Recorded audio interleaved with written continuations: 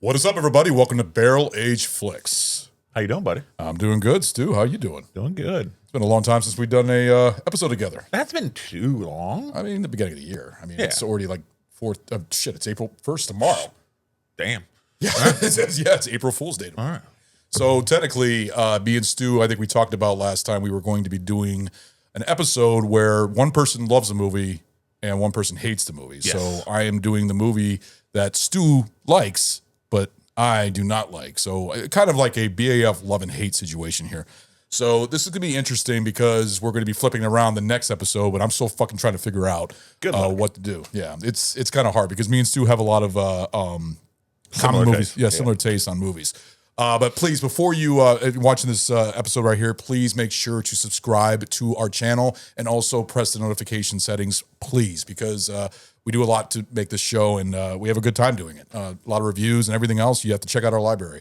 But It helps a lot. It really does. Yes. So we're going to be doing the movie. Donnie Darko. Yes.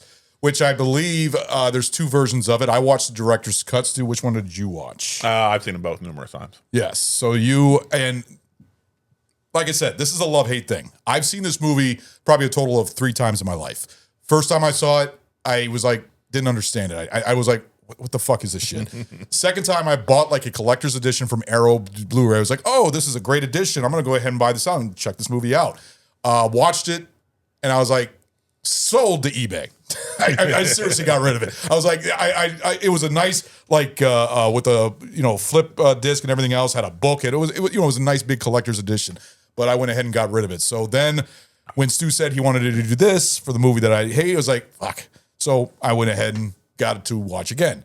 So it's going to be interesting because there's questions I have about this movie, and I'm sure there's a lot of things that you want to bring up about this movie. But before, we're going to go to the drink. So we're flipping it around also here where it's his movie, but I'm doing the drink. So he will be doing the drink from my movie. Yes. So the drink that we were doing is a cocktail that I actually found online. It's called Donnie Dark and Stormy. It is, it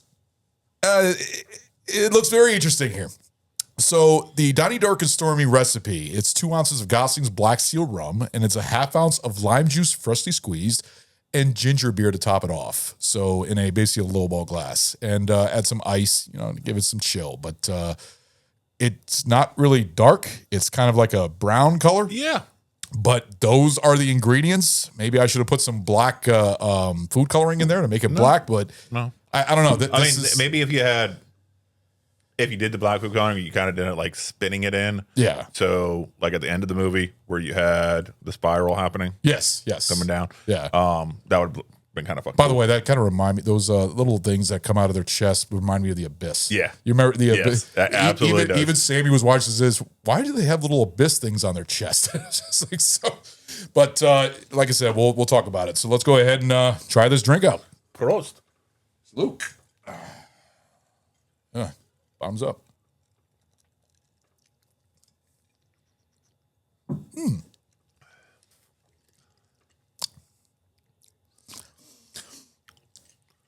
Ain't bad. It ain't good. It's not bad. Well, that's what I'm saying. It's there. Yeah. It's got ginger beer, of course. More of a ginger beer taste. I don't even taste the rum. Maybe you should have done the 151. I could just to give it a little bit of a bite to it. Well, technically, on our break, I can make another one and put the 151 rum. We can try it out. Yeah, we'll check that out. Yeah, I might just do that on So our I think break. that I think a little bit more of a sharpness to it. It's 2 ounces of it's 2 ounces. It so, stir it a little bit. Yeah, but that is hold on. It's a familiar taste to it, but it.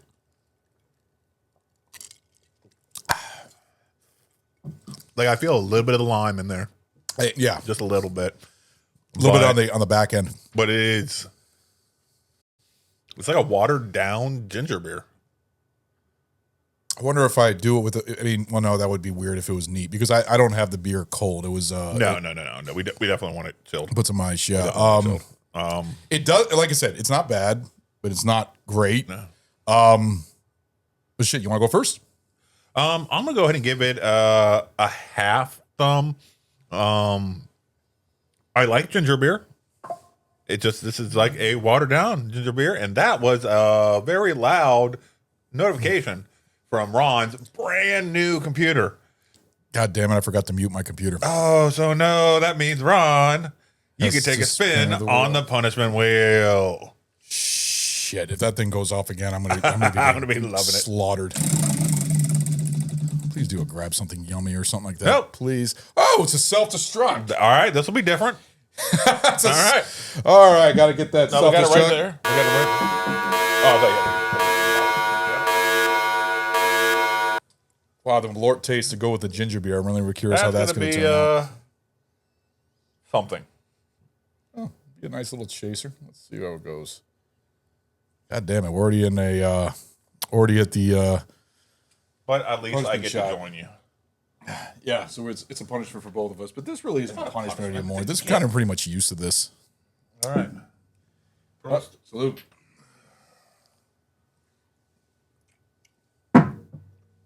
Interesting.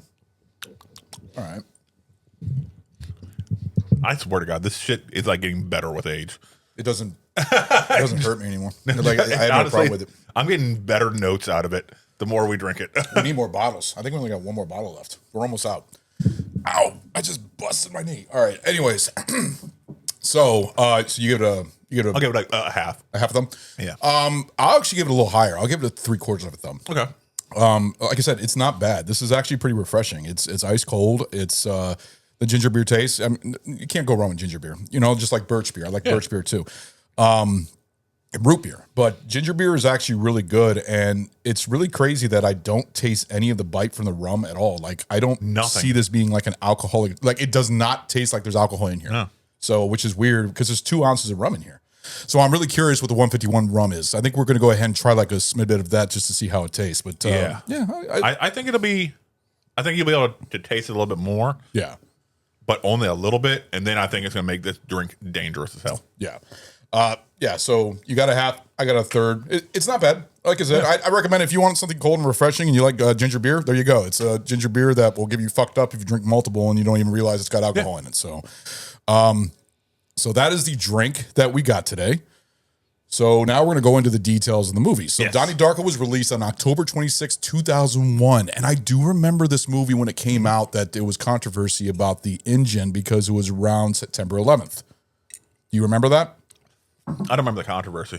They said that there was something about with the jet engine falling into the house with the plane, just like September 11th. I just remember when it came out that I didn't know if you knew about that. No. Other films. That's them stretching. I think that's them really stretching. Well, they did the same thing. They did the same thing with any plane crash movie or even the fucking Spider-Man movie where they had the fucking web between the 2 towers and stuff like that. But Donnie Darko was directed by Richard Kelly. He's actually only got 3 movies to his name. He did Southland Tales. No, he's got 4. 3 as director. 4. Yeah. 3 as a director. But he did Southland Tales, which was The Rock and not bad. Yeah. It's a little out there, but it's in my opinion better than this. The Box from 2009, and of Cameron course, Diaz. and Donnie Darko. He hasn't directed a feature film since The Box, but has expressed interest in returning to filmmaking, including a potential Donnie Darko follow-up. Yes. So I guess he's wanting to make a sequel. I'm really curious how it would turn out. Follow-up or because he dies. Reimagining or what? So Well, that's the thing. That's the thing I got to know is, did he really die, or if he? We'll talk about it during the movie. So let's see the other details we have here. The budget around this movie was $4.5 million. The box office was $7.5 million worldwide original run. It was a financial disappointment in theaters, but became a cult classic on DVD and video. Yes. The critical score on Rotten Tomatoes for this was at 87%, which is actually pretty good. The audience score, which was shocking to me, is at 80%. So this is actually a well-loved film. I don't understand it. The cast in this movie, there's a huge cast and a lot of people that you've seen start their careers in this, like Seth Rogen. We got Jake Gyllenhaal as Donnie Darko. We got Jenna Malone as Gretchen Ross. We got Maggie Gyllenhaal. We got Patrick Swayze, which is close to, I think there was maybe 7 or 8 roles after that before he passed away. So he was up there because this came out in 2001. When did he pass away? I think in 2006, 2007. I remember. God, has it been that long? It was pancreatic cancer, I believe. We got 2009. Was it 2009? Yeah, so it was only about 9 years after. Yeah. So I remember he was in a lot of direct-to-video movies and stuff like that. He didn't really go anywhere in the 2000s. Drew Barrymore, I forgot that she was in this. Yeah. Mary McDonnell, Holmes Osborne, Noah Weil, Beth Grant, I believe, Holmes Osborne is Eddie Darko, Mary McDowell is Rose Darko. Mm-hmm. Then you got Beth Grant as Kitty Farmer, James Duval as Frank the Rabbit, which I enjoyed him for the movie that I'm not a fan of, which is interesting. Catherine Ross as Dr. Lee Thurman, and Seth Rogen as Ricky Danforth. It's one of his first film roles. Did I miss one right here? Because the teacher, I remember him from, I think, ER. Yeah, Noah Weil. Was that Noah Weil? Yes. Okay. And what was that? What was that, Ron? Fuck you, Casey. God damn it, I forgot to mute my phone, too. Casey just texted me. Casey from the deluxe edition, motherfucker. I'm going to fucking text him. You just got me a punishment shot, you fucker. Good job, Casey. Yeah. Fuck. Spin the wheel again. Unprepared. This is supposed to be a work night, too. I'm not supposed to be drinking that much. Okay, let's see what we got here. Hopefully another barrel punishment. All right. I don't even know where the barrel's living right now. It's right under my feet. All right, let's see what I pulled up. I pulled up a 99 something. I'm guessing by the looks of it. I don't know. It looks like pineapple or something. As soon as I get this thing set up. All right, let's see. We got... No, it's not 99. Huh. It's New Amsterdam pineapple. I don't know what that is. Is that vodka? New Amsterdam? It's either vodka or gin. I don't think it's a pineapple gin. Is there a pineapple gin? Let me see my... Either way, it's my punishment, so I have to stick with it. So I'm going to go with vodka. All right, I'll take it after I finish these things. So now the last part of my details are kind of our tradition that we've also done all of our details. We always do the movies that came out around the same time. Some interesting ones. We had Training Day. Love that movie. We got Iron Monkey. We have Corky Romano. That movie was a piece of shit. That was a fucking movie. Was so bad. Riding in Cars with Boys. Donnie Darko. K-Pax is actually not bad. Yeah, you remember K-Pax with Kevin Spacey? Yeah. Actually, 13 Ghosts. Bones from Snoop Dogg. You remember that one? Yes. Yeah, so those are releases of 2001 in October. And it was funny to be an October release because this takes place during Halloween, actually. Mm-hmm. And the fact is that a lot of Halloween movies aren't always released in Halloween. They're always released in September, sometimes even December and November. Okay. So a few things about this. He wrote it in 28 days, which is the length of time that the movie... He wrote it in 28 days. It was filmed in the same amount of time. All right. It only took 28 days to film? Yes. Was that on purpose? That's just what they had planned. Okay. They had Drew Barrymore was only available for a week, and she was one of the her production company. Right. Was the production company behind this? Yeah. She only had a week to film. Yeah. Everything was kind of like in a rush. Like it's a small independent film, so they only took a few weeks. So 28 days written and then 28 days filmed. Yes. Okay. And it was written around, when he wrote it, it was around October, hence why all the Halloween elements. It's like that because he was in that mindset. So he wrote this a year beforehand. I would A assume? few years. I think 97 is when he wrote it, floated around for a little while, and then filmed in 2000. Interesting. Okay. All right. Well, we're gonna go ahead and take our break, but before we take our break, I gotta take my punishment. Yes. So thank you, Casey. You're a fucker. I'm going to get you about this. This fucking sucks. I'm already drinking a lot of alcohol tonight, and I wasn't expected to do that. So here we go. You've already committed to another one.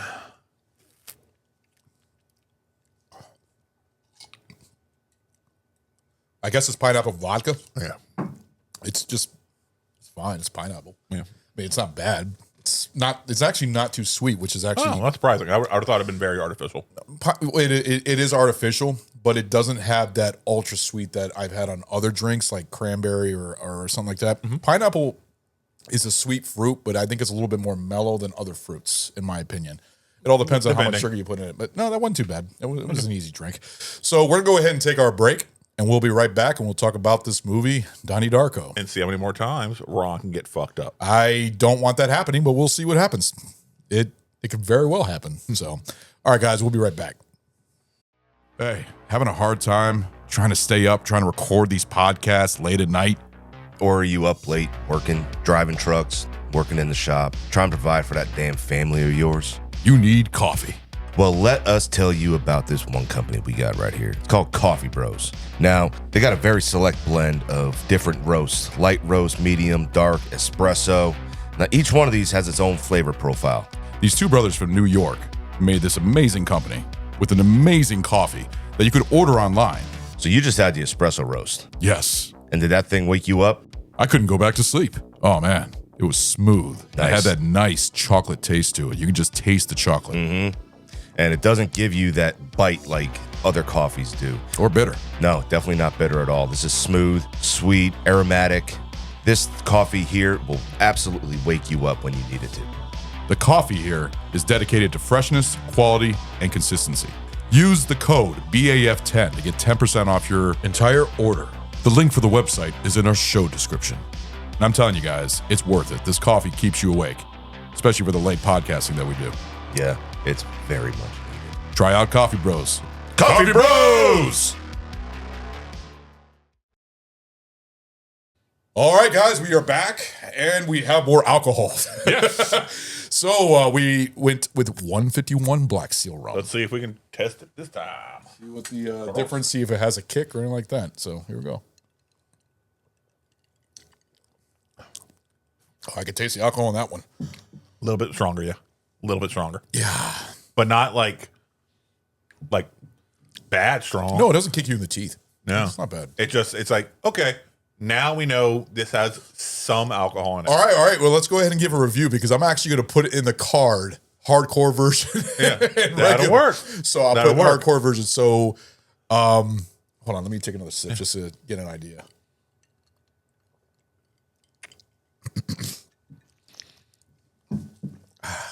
Goddamn, having a beard. It's a flavor saver. Yeah. Food catcher. Ooh, I actually like this one better. Same here. Because it's got that bite to it. Just a that little the other bit, one didn't. just a little bit of a bite. Because but the other one, you were just drinking ginger beer. Yeah. You had that ginger beer taste. This one has a little bit of that rum. You a can little taste, bit of a warmth. Yes. Just a little tiny bit. Just like, ooh, okay. I think I'm going to go first on this one. I like this one better. It's dangerous. I'd say I give it a 1 1/4. I'll give it a 1 1/4. Very nice. I think that this is refreshing still. I think that multiple one of these will fuck you up. This is not bad. Now, the original, like I said, I gave it a 3/4. So you gave it a half, I believe. But this is a 1 1/4. This is a lot better. I think this has more of a bite to it, a little bit of warmth, like you said. It's got that rum taste to it, but so refreshing, so nice. I'm already feeling good right now. Yeah. So I like it. I'm going to go also up a 0.5 point, and I'll go to a nice round 1. There you go. It definitely made it better. It doesn't taste watered down anymore the way the previous one did. Yeah. Because of not having the bite. The warmth makes a nice mix to it. Yeah. And I think it's working well. I really do. I think if you're going to make this drink, you want the 151. Just to lets you know you're having a drink and not just watered down ginger beer. Yeah. Yeah. Which ginger beer is good, Yeah. but if you had to pick ginger beer, birch beer, and root beer, which one would you be your pick? Root beer. Okay. No, Yeah, root beer. Classic. no, of course. Basic bitch shit. Yeah. No. Well, birch beer is good. It is. Birch beer is no, good. all three are nice. Yeah. But root beer is Yeah. what we all grew up with. A&W and also root beer floats. and of course. barks and stuff like that. You know, yeah. Oh yeah. So Barks got bite. yeah. All right. So let's talk about Donnie Darko. The Donnie, So, the Darko. Before we get into, well, I guess you want to ask the question when we first saw this, but this is your show, so I'm going to lead it off to you. All right. When did you first see this? Okay. I I think I already said at the beginning. I'm trying to remember what year. It was mid 2000s. I remember it was talked about. I remember word of mouth about this movie saying, "Oh yeah, check out Donnie Darko. It's really cool. Check it out." And I remember watched it, and then I didn't watch it again. I remember there was an obsession with Frank. Everybody was like, "Oh, you got to check out Frank the Bunny." Frank the Bunny was like the big. Everybody focused on that character for some reason, and then you see the bunny with that fucking great demon visual. bunny. Which, by the way, that mask is familiar. Is it in from anything, or is that okay? Because it looks. No, they even showed that Frank, the real Frank, at the end when they're doing like the flashes of everybody that was interacted with. Yeah. They showed Frank alive. And they panned over his workstation. He had created that mask. Okay. And everything. He. I remember that. Yes. I remember it was showing like the little flashback where it's like the everything else because it was a Halloween costume. Yes, it wasn't a flashback. It was at that time, current time. See, that's what I can't understand about the Flash because I can't figure out if this movie's about time travel, if it's about a fucking dream. That's what confused the hell out of me. But at the end, when I watched this, it's like everybody's waking up from a dream. Anyway, I'm sorry. I'm going too ahead of the game. No. I'm fine with jumping around this subject. It's one of the reasons I truly enjoy this film is because it's so ambiguous. There's so many questions and you can interpret it different ways. Right. And as long as you can lock in on one interpretation, you should be able to walk away like, okay. But then when you start really thinking about the other potential interpretations and then how they can all build upon each other and make this pyramid of what the fuck is going on here and how did he manage to tie all of this together, it's really all. Well, we'll definitely talk about it. Like I said, first time I watched it, mid 2000s. So when did you first watch this? I feel did you like see it in the theater? I really, really feel like I might have. I remember I was serving at the time. It was right after 9/11, so shit had hit the fan, but we hadn't yet deployed. Yeah. So I was still stateside. I feel like I saw this in theater just because I saw a lot of shit, a lot of fucking films, because in fucking goddamn backwoods Georgia, where I was stationed, there wasn't fucking shit else really to fucking do except for drink, fucking watch movies. That was your free time. And that's what we did. So I feel like I'm 90% sure I saw this in theater. If not, I saw like a rip of it. Somebody just made a bootleg and I fucking watched it, but it was right around that then because I definitely before I went to the Sandbox because I had a copy with me when I went to the Sandbox. Yeah, like I said, I talked about how I bought a collector's edition off Arrow Video, which is a Blu-ray company that actually makes really good, like, special editions, like almost like a Criterion collection of Blu-rays, but they do a lot of special features and stuff like that. Watch it once and I got rid of it. I mean, that's how much I did not care for this movie. So the fact is, I really want you to show me how to like this movie because I'm okay. We'll start with what is your complaint about this movie? It's boring. Okay. See, the thing is, this movie. All right. I don't think I talked about this on air, but I talked about how I feel how this is a very David Lynch style movie. The way that it's filmed, especially with the especially that thing where it shows like the close up of the eye, and then you see all that text and everything else, and the noise, because David Lynch has a thing with noise. Okay. So it kind of reminds me of David Lynch, but so all the eye close ups. most of them that you saw in the director's cut weren't there in the original. So that's in the director's cut. Okay. Most of those are in the director's cut. And by the way, just to let you guys all know, I saw the director's cut. I did not see the theatrical cut, so I have no idea what the difference is. I should have watched the theatrical cut, but I didn't think about it doing it. So just in the nutshell, what the differences are between the director's cut and the original. More scenes with his therapist, more scenes with his sister, his older sister, Maggie Gyllenhaal. Yeah. Which, by the way, she was not a bad-looking woman back then. I don't know what it is. More of the eye shots and the water. The and then the breaking water. Yeah. And stuff like that. More of that inserted. And he changed around some of the songs, not all the songs, but some of the songs for ones that he felt were better to put you in more of a creepier feel in the director's cut than what they were in the original. The soundtrack to this movie was actually not bad.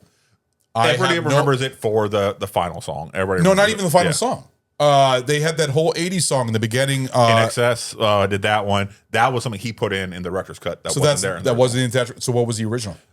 Just some other like Frankie, like something in the Rabbits band, but it was fine. It wasn't something that that was super recognizable. Well, either way, that's there's things about, like I said, I remember saying in the beginning, there's some things I don't mind about this movie. Frank, I don't mind Frank. I think Frank is an interesting character. It's very different because it's like an evil side of Donnie Darko. Yep. Basically telling him what to do and stuff like that.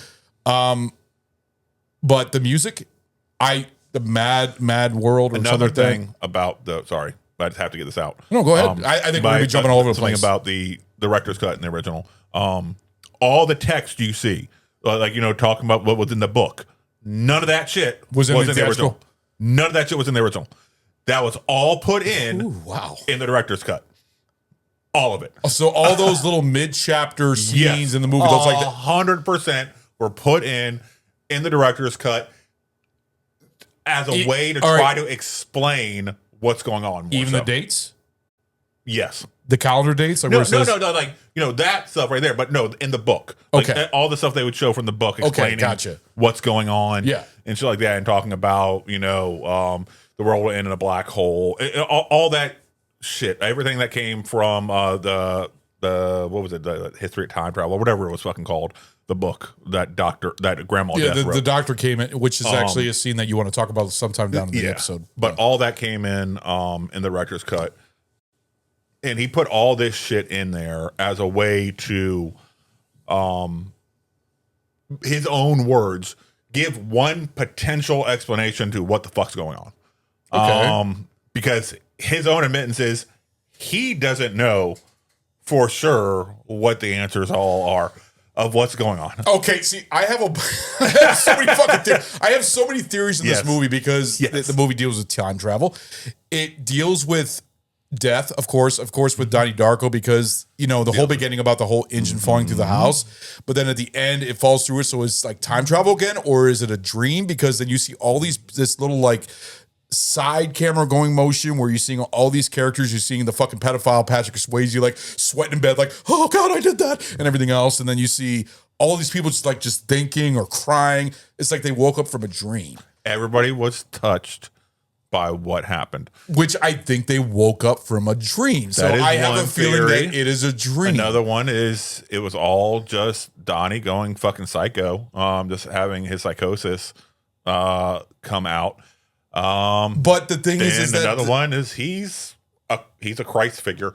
Okay, see, and I have all these stuff when you say he's a Christ figure because he sacrifices his life. I have it all backed up, ready to go. He sacrifices his life. There's more to it. So everybody else's lives are all different and everything else because it was all different. Because you remember the plane that went down had his sister and mom. Yep. So. And they were still alive. And then you also have the girlfriend that never met Donnie Darko. Oh, who was that? Oh, that was Donnie Darko. A jet fell on him. Like, okay, so her life. Everything's different. Okay, so explain here, because to me, I think it's a fucking dream. That's what I feel like. That is one theory. And him waking up. How many fucking theories are there? Oh my God. So, You got the dream theory, the psychosis theory, the time travel tangent universe theory, the Christ analog theory. Then you have one that kind of rolls them all together and makes them all work together. So yeah. Okay, so the So time which travel. one do you want the explanation to? And then I'll break it down that way. Okay, first pick the one that I think it is. I think it's Okay, all so the dream one. Quite simple. Donnie had a really, really fucked up dream. And then he woke up, recognized, oh shit, this was all a dream. And that sigh of relief, that pressure coming out is what caused him to laughing. Okay. Because how him realizing, oh my God, this was all in my head. This wasn't real. This was all a dream. Oh my God, everything's okay. And then that ironic ending of the jet falling through, still following through, killing him. And he is dead.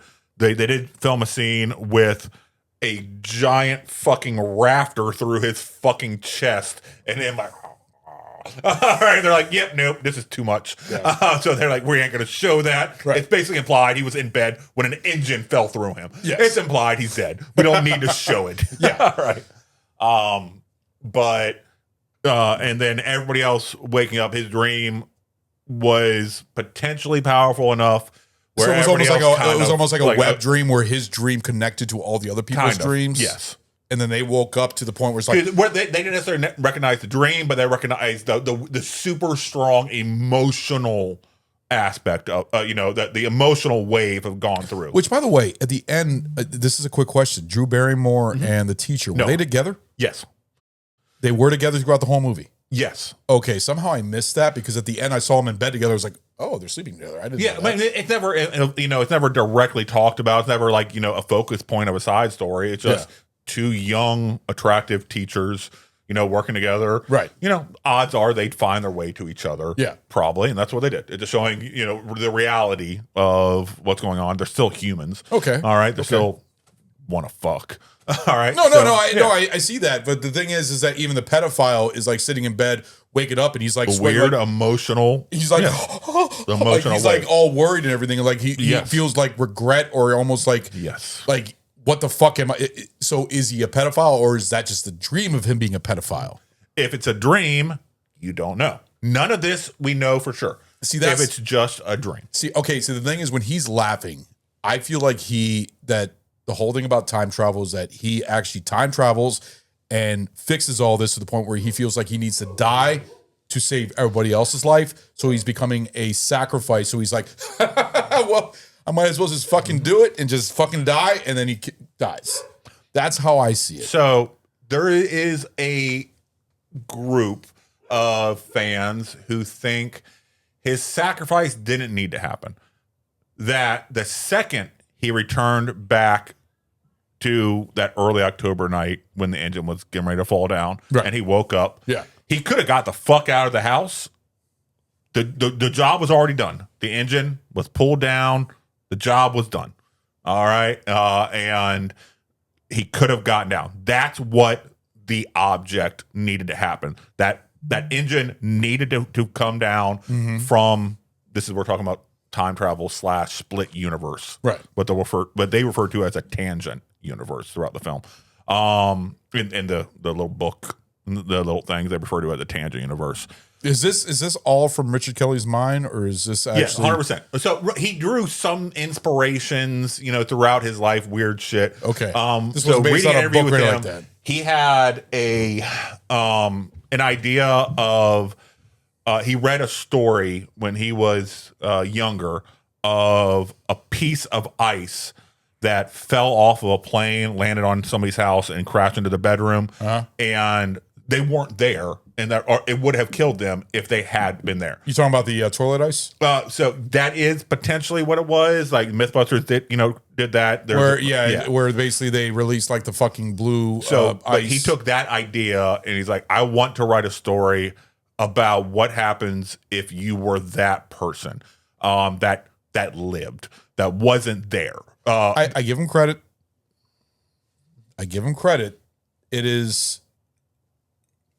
It is definitely out there. Yes. It's definitely some interesting writing, but it definitely makes you think like, maybe I'm going to watch this again. Yes. I need to figure things out, especially reading, because like I was trying to watch this and I watched this all at once. I was with my laptop because I was taking the detailed notes and everything else. I was like, okay, I remember this. I forgot about this. Wait a minute. This fucking text on the screen in the eye. What does that text say? Like I was trying to figure things out, and then I saw the whole time travel thing. I forgot about the time travel thing. Yes. Like I didn't know what that whole ordeal was because Donnie Darko was going to his teacher asking him about the whole time travel. I didn't know what the fuck that was about. I didn't know the movie was about. So is this movie a time travel movie, or is this movie about a fucking Christ figure, or is it about a dream? Okay. We'll move to the next. Okay. The next logical or potential logical explanation, which is his psychosis. And when you go through all these different ones, I want to know which one do you think it is? Okay. Well, we'll save that for the end. Okay, that's fine. All right. So we'll go through his schizophrenia. Yes. What is believed to be schizophrenia, Which is the teacher. Another reason Richard Kelly wrote about this is he thought it'd be really interesting to write about schizophrenia and how well that could work in a weird sci-fi fantasy type shit, you know, because you won't ever know what's real and what's not. Yeah. Making Donnie an unreliable narrator, because this is all basically told roughly from Donnie's point of view. Yes. There's very little that you see outside of what he could realistically know what's going on. Right. And he's an unreliable narrator because everybody's the hero in their own story. Yeah. So he's been in treatment. He's had the sleepwalking going on for a while now. Keeps waking up further and further away. His parents are so used to it by now. They're not even like freaking the fuck out when he just stumbles back into the house after being gone all fucking night. Right. And they're just like, all right. So he's seeing a shrink. Shrink's trying to delve into what's going on. Got him a medicine, which you then find out, actually just placebo pills. Right. But basically just water. yes. Yeah. But The kid, no matter what, he had issues. maybe. Well, I mean, the thing is, that I still remember that scene at the beginning when his mother comes in there and she walks off. He says, "Bitch." He says, "My son just called me a bitch." Yes. Which that's a fucking normal teenage angst. That's what I was thinking, which means he doesn't really have issues. So does he or doesn't he? So why was he at a psychiatrist? So she's taking him, or his parents taking him to a psychiatrist, try to figure out what the fuck's going on, try to figure out, because he does seem emotionally distant, closed off. Yeah. I think he's smart. He's doing the sleepwalking. There's something more going on with him than they would say a normal adolescence. Right. There's something else going on. They're trying to figure out what's going on. So they're just trying to be good parents. That's all they're trying to do. They're trying to be good parents. And they take him to shrink. And a lot of Donnie doesn't want to take the medicine.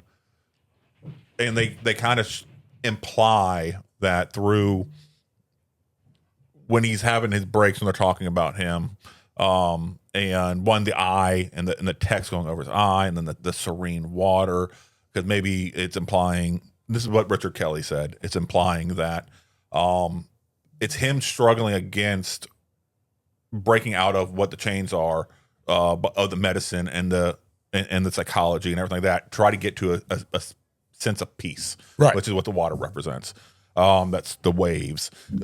He wants to get his mind to that next level of serenity, that level of peace and acceptance. Yeah. And he feels that he's being blocked from doing that, right, by the shrink, and by the medicine that they're trying to force upon him. He doesn't want to deal with that, which is a common feel, or a lot of people that are going through stuff in their prior medicine, they describe that the numb feeling that a lot of the anti-psych meds give, a very emotionally deadened level, right.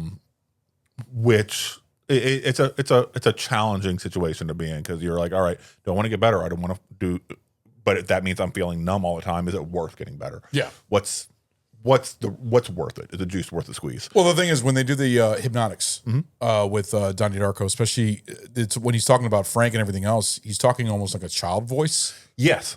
Like he's almost like a child because it feels like he has like a split personality. So that's more of, and then this was actually Jake's Gyllenhaal's idea of to have that voice when he's talking about Frank and talking to Frank. Yes, because he wanted to go to more like a child when he's talking about his blankie, that comfort figure, that all soothing embrace. Okay. And so he wanted to have that childlike voice. Yeah. Which I thought worked really well when he was talking about it, and so did the director. He's like, yeah, absolutely. That makes a hell of a lot of sense. Well, I mean, when you're being hypnotized and everything else, there's sometimes going to be talking in like a voice, because I feel like his split personality, his part where he's talking to Frank is almost like he's talking to him as a child, because Frank is telling him what to do. Hey, do this and do that and everything else. He's talking in that very like monotone voice, like that very deep voice, that very depressing sound, which I enjoyed. I enjoyed those parts. It's like, it was like a dead, I don't know how do you say it, like a dead personality. You know what I mean? Where there was no really like emotion to it. It was like, yeah, do this. Go ahead and burn the school. You don't know that. It's just the way that also Frank, you find out, is dead. See, Frank is dead, so that is a dead voice. In the theater, when you see him with his eyes, so what's wrong with your eye and everything else, and his eye had the blood coming from it, but then you see the flashback at the end sequence, which I forgot that the girlfriend got run over. I completely forgot about that. And then you see him get shot by, who did he get shot by again? Was it by Donnie? By Donnie. Okay, yeah. Donnie just lost his shit because this dude just ran over his girlfriend and shot him right in the eye. Yeah, but that's something that happened in the future. But it shows in the past. That's why it was fucking with my head trying to figure out what the fuck was going on. Did this already happen? And this. All right. So that'll lead us next to the time travel / tangent universe. To the point where he wanted to know what time travel was about. Yes. So, and because of Frank, because Frank led him down that road. The stuff that Frank talked about led him to ask those questions. Which I'll show you this again. I enjoyed Frank. Yes. I enjoyed his character. The bunny, it was like out of the world. Like it was, first of all, you remember, it's kind of funny because we're talking about this. We were talking about the Brave Little Toaster, and we were talking about Watership Down. Yes. And they were actually, the Watership Down movie was actually in this movie. And I was just like, oh shit, that's Watership Down. Yes. So it was kind of funny that was pertaining to this movie. So it was just interesting because we did that for our animated series, but a very graphic film, very gory for a kid's film. Yes. You know, bunnies killing each other basically. But it was very interesting to see that a part of Frank. You know, the whole bunny. But then also situation. you see Donnie just showing his disconnect when they watched the film. When they talked about Watership Down, he's like, why should I give a fuck about these bunnies? Yeah. And Drew Barrymore was like, right, because they're us. Yeah. That's why you should fucking recognize what is going on. Everybody kills each other. They are us. No, okay? This is why you need to feel. And Donnie isn't connecting that basic emotional empathy right there, which goes again, potential more of psychosis. Right. So time travel / tangent universe. Okay. Which is what a lot of this was focused on, the director's cut.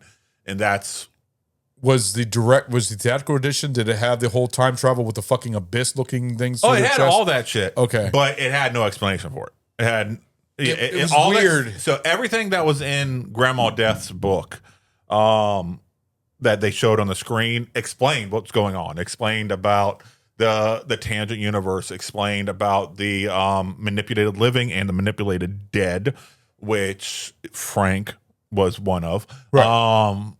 And talking about the object, jet engine. Talking about the avatar, which is Donnie. And how they must be in place to do shit, or else both universes will collapse out of existence and everything like that. And implied that it's happened multiple times. And Grandma Death, that's why she's waiting and checking her mailbox all the fucking time, because she's the one who wrote the book. She had already experienced in that. Noah Wiles, scientist or science teacher character, had talked about how she used to be a nun. Then something happened to her, and overnight she just completely fucking flipped and wrote this fucking time travel shit and turned her personality completely, which means perhaps she also went through the same thing. You're talking about Donnie the old did. lady? Yes, the grandma death. What was the fucking shit with her? With her checking out the mailbox? That's what I'm trying to explain to you. It doesn't make sense to me. Okay, go ahead. So she wrote the book, the book that he's reading all the time. You know, the book that he gets. Okay. All right. She wrote the history of time travel or whatever it's called. I forget the name of the book, but it's like something like that. Which is suggested to Donnie by Noah Wile's character, his teacher. Okay. Suggests to him, hey, check this shit out. She used to be a nun, but then something happened to her, and overnight she changed her personality completely, wrote this book with a lot of theories on time travel and everything like that. You should check this shit out. And those are what keep flashing on the screen, the little book excerpts that flash on the screen. Right. They tell you everything that's fucking going on. Yeah. They break it all down for you. And so it implies, the way I took it, is that she was a woman of faith. Then she went on her own little Donnie Darko fucking weird time travel tangent universe shit, came back through, survived, wrote down everything that she knew, but then while she was in that tangent universe, she learned what was going to happen eventually, right? Which is what would happen with Donnie. And so that's why she whispered her in his ear and everything else. In order to get him moving on a path. And she kept checking the mail because she knew one day she was going to receive a fucking letter from Donnie explaining, hey, I read this thing. I don't know what's going on. So she knows time-wise what's going on. Is this an online theory? No, this is just generalized stuff, what's going on. I mean, everything with her is implied with the director's cut. And then you build upon that information once you understand what's going on. You're like, okay, so she wrote the books, and take this little throwaway line, she used to be a nun and then changed overnight. Why would she have changed overnight and write this fucking time travel book? Something must have fucking happened to her. Okay, what the fuck happened to her? Oh, she must have gone on some weird, crazy shit. How would she know what's going on unless she went on this weird, crazy shit? Okay. All right, and then, okay, if she went on this weird, crazy shit, why is she looking out the mailbox? And then a letter eventually comes that tells her that everything that she went through was true. So it's reaffirming her potential worry that she just imagined it all, but it's reaffirming, no, she didn't imagine it all. It's for real because this letter came, which means she was right. That's a mind fuck. Exactly. Okay, so you got the time, you got the Christ theory. I haven't got the Christ theory yet. Okay, well, I'm curious about that one. Then you got the dream. We talked about the dream. We talked about the psychosis, which is the psychosis yes. and everything else. Okay, so what is the Christ theory? Because now this is so. All right. So far, I'm gonna. So I think at the end of this episode, me and you are gonna have to pick which one we think it truly is. Because I'm the whole fucking old woman now is kind of like boggling my mind. The Christ theory. To the Christ theory. So to the time travel tangent universe theory.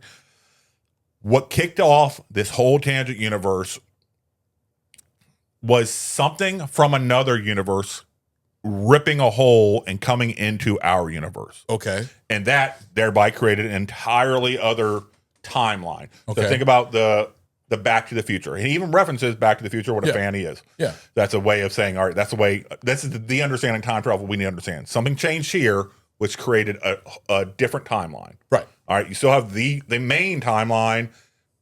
The main timeline is one where the jet falls through, kills Donnie. Or the engine falls through, kills Donnie. All right. Boom.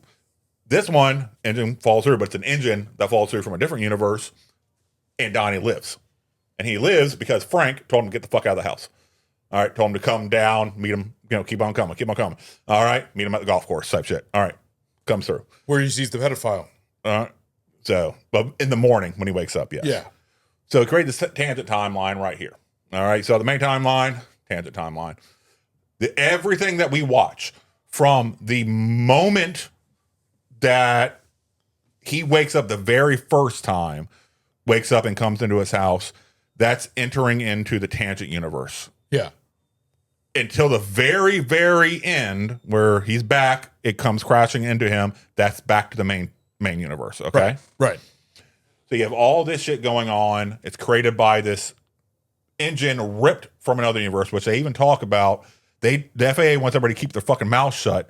because they can't understand where that engine came from, because the serial number on that engine is on a plane that still has that fucking engine.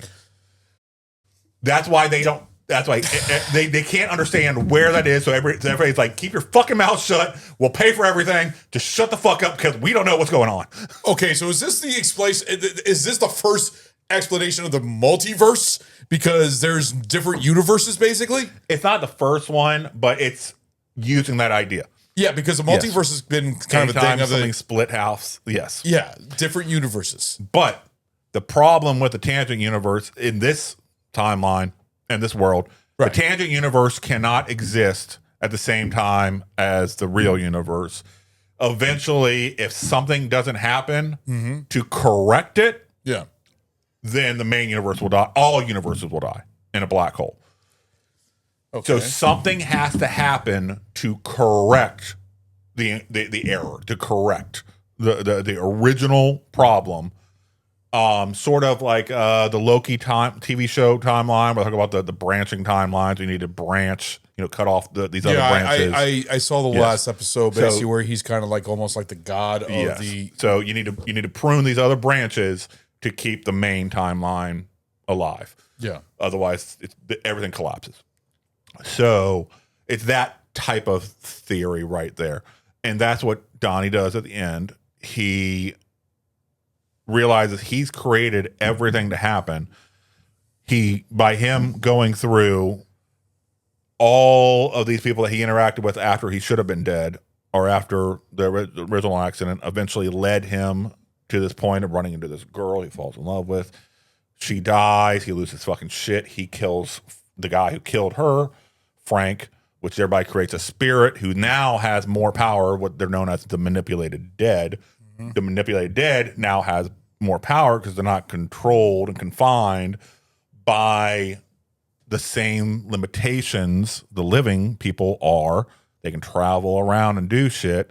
So Frank goes back in time. The spirit of Frank goes back in time in order to create Donnie in the beginning, to give him the power at the end to recognize he is the one who's powerful, to rip this fucking engine off and throw it from his timeline back to the original timeline. So Frank, being kind of like the person that kills somebody, becomes like the evil, and then he's not evil. He's doing it to save all life. Yes, exactly. It seems like he's doing evil shit on any individual thing, but it's in order to serve the greater good, which is to preserve life. But it feels like he's almost like a conscience to Donnie Darko. He's leading him. He's like a Jiminy Cricket. He's kind of leading him. So almost like a fucking demon, Jiminy Cricket, basically. Not even demon. Okay, more of a ghost. More of a ghost. He is a ghost. With knowledge that he shouldn't have. That's the thing I couldn't figure out, because I can understand the whole ghost effect, because the whole thing with his eye being bloody when he took his mask off. Why are you always wearing that fucking mask or like that? I remember that he's saying in the theater. And then he takes the mask off and his eyes all bloody. And then in the future of the movie, you see what he caused shot by Donnie Darko. Because it's time his travel. Spirit that's gone back in time to do all this, to lead up to, thereby lead Donnie to what he needs to do and go through to correct the original incursion. This is fucking mind fucking. Yes, it is. It is. Okay. Trying to figure this out, like which one is really the true theory here. Okay, so now what's here the comes Christ the Christ theory? theory. All right, before we go into the Christ theory, let's go ahead and take a quick break. All right. We'll be right back. Hey there, it's the Barrel Age Chicks. I'm Sammy. I'm Snow. I'm Crystal, often called Mouse, and I'm here too. And then we also have Yen and Harley, who sadly are not with us, but that's okay. We're here to talk to you about our podcast. Woo! Tune in because it's a lot of fun. And you get to hear the chick side of things. You're going to BS about movies and drinking and life and momming. Lots and we're of good. laughing. Lots of laughing. I laugh. But it's great. Yes. We have finished our first season. And we're starting our second season. Woo! Good Lord. 2024. Here we come. I know. Enjoy it. Join us on all of the platforms. Hear them talk and me listen.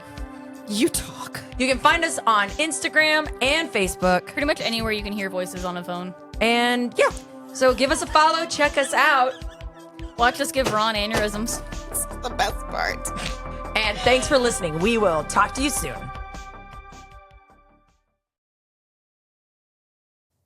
Hello there. All right, we are back with BAF. So we just took a little break. So the All Christ right. theory. All right, so the Christ theory. All right. So you have to keep in mind this will be Christ the Destroyer type figure. The Christ that went in and flipped over the table of the money changers and In the temple? In the temple. The young angry Christ Right. type mentality. Yeah. Okay.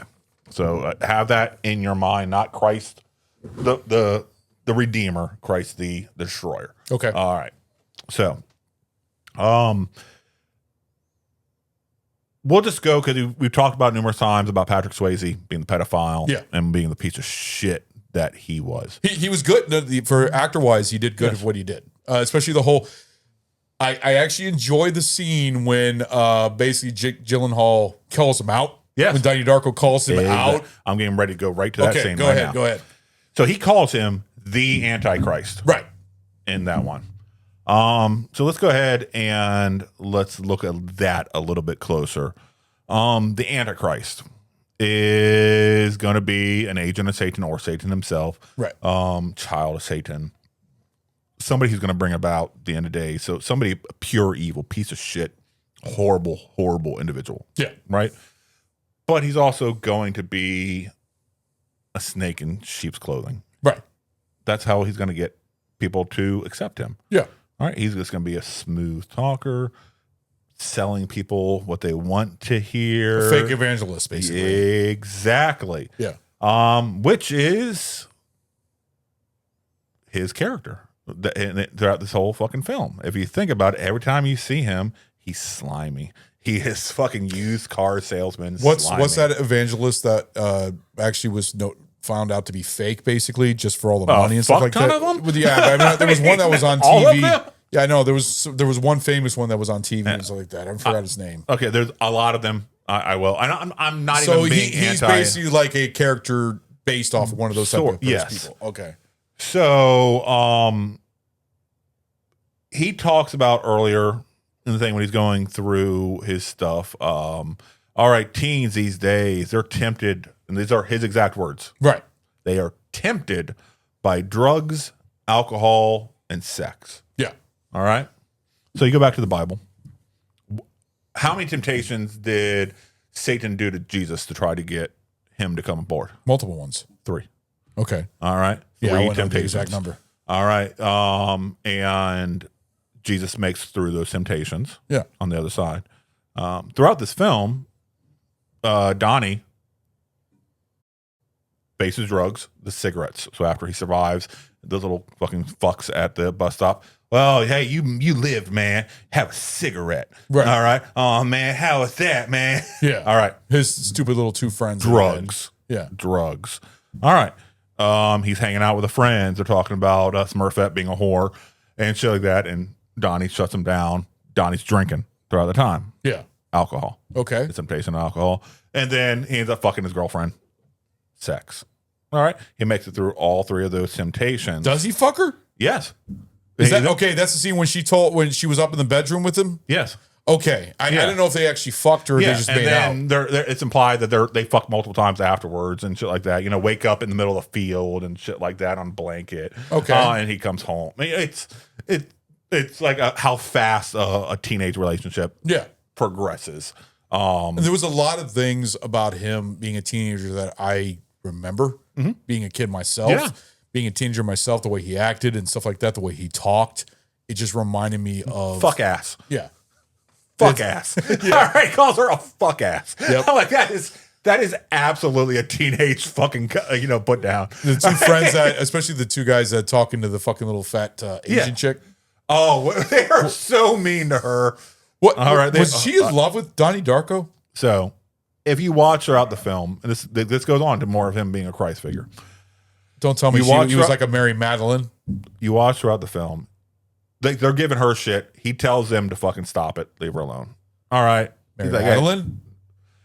he's being nice to her throughout the film. He's the only one showing being nice to her. Right. Then during the talent show, she's dressed in white, doing Swan Lake, but Doing like acting a- more angelic. Autumn or something like that. Yes, or and then Angels in dancing Autumn. around and being angelic and wearing the flowing white robe and looking like an angel and stuff like that. And then at the end, Donnie goes to her when she's got her little fucking earmuffs on. And she's like that. He grabs her fucking earmuffs. He's like, the future is going to be better for you. All right. Basically telling her, don't fucking give up on today just because today fucking sucks.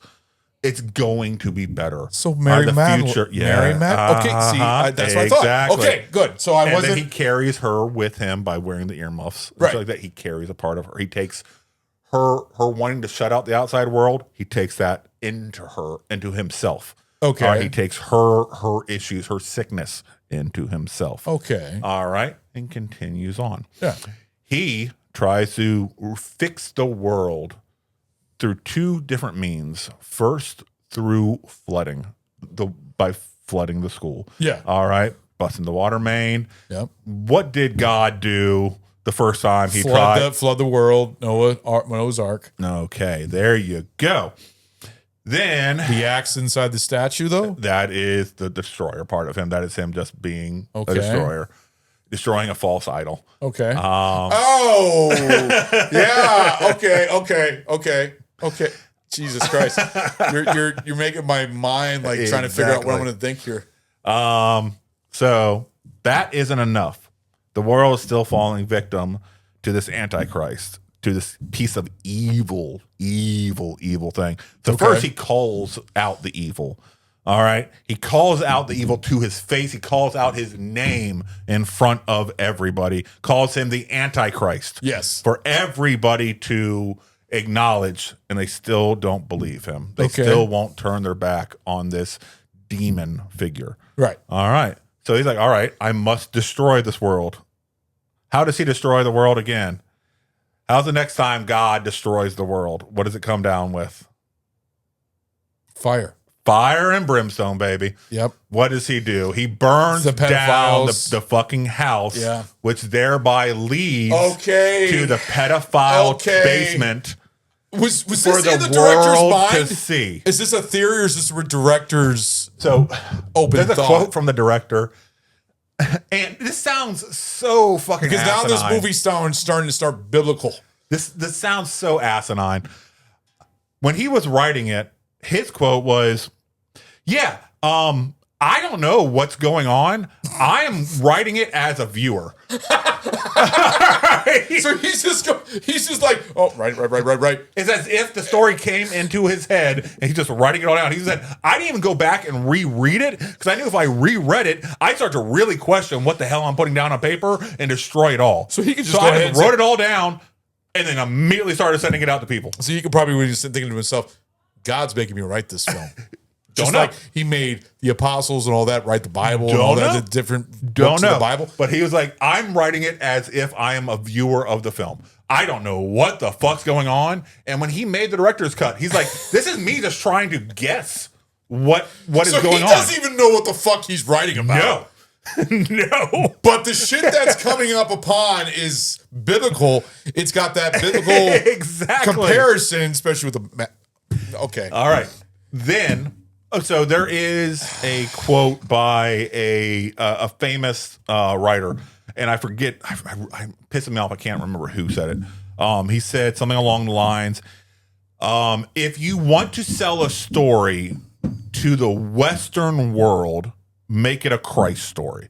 They eat that shit up. Well, Christ story has been used Make that. multiple They times. eat that shit up." Yeah. Is the quote. All right. Yeah. And which it does. If you think about it, fucking Matrix does it. I mean,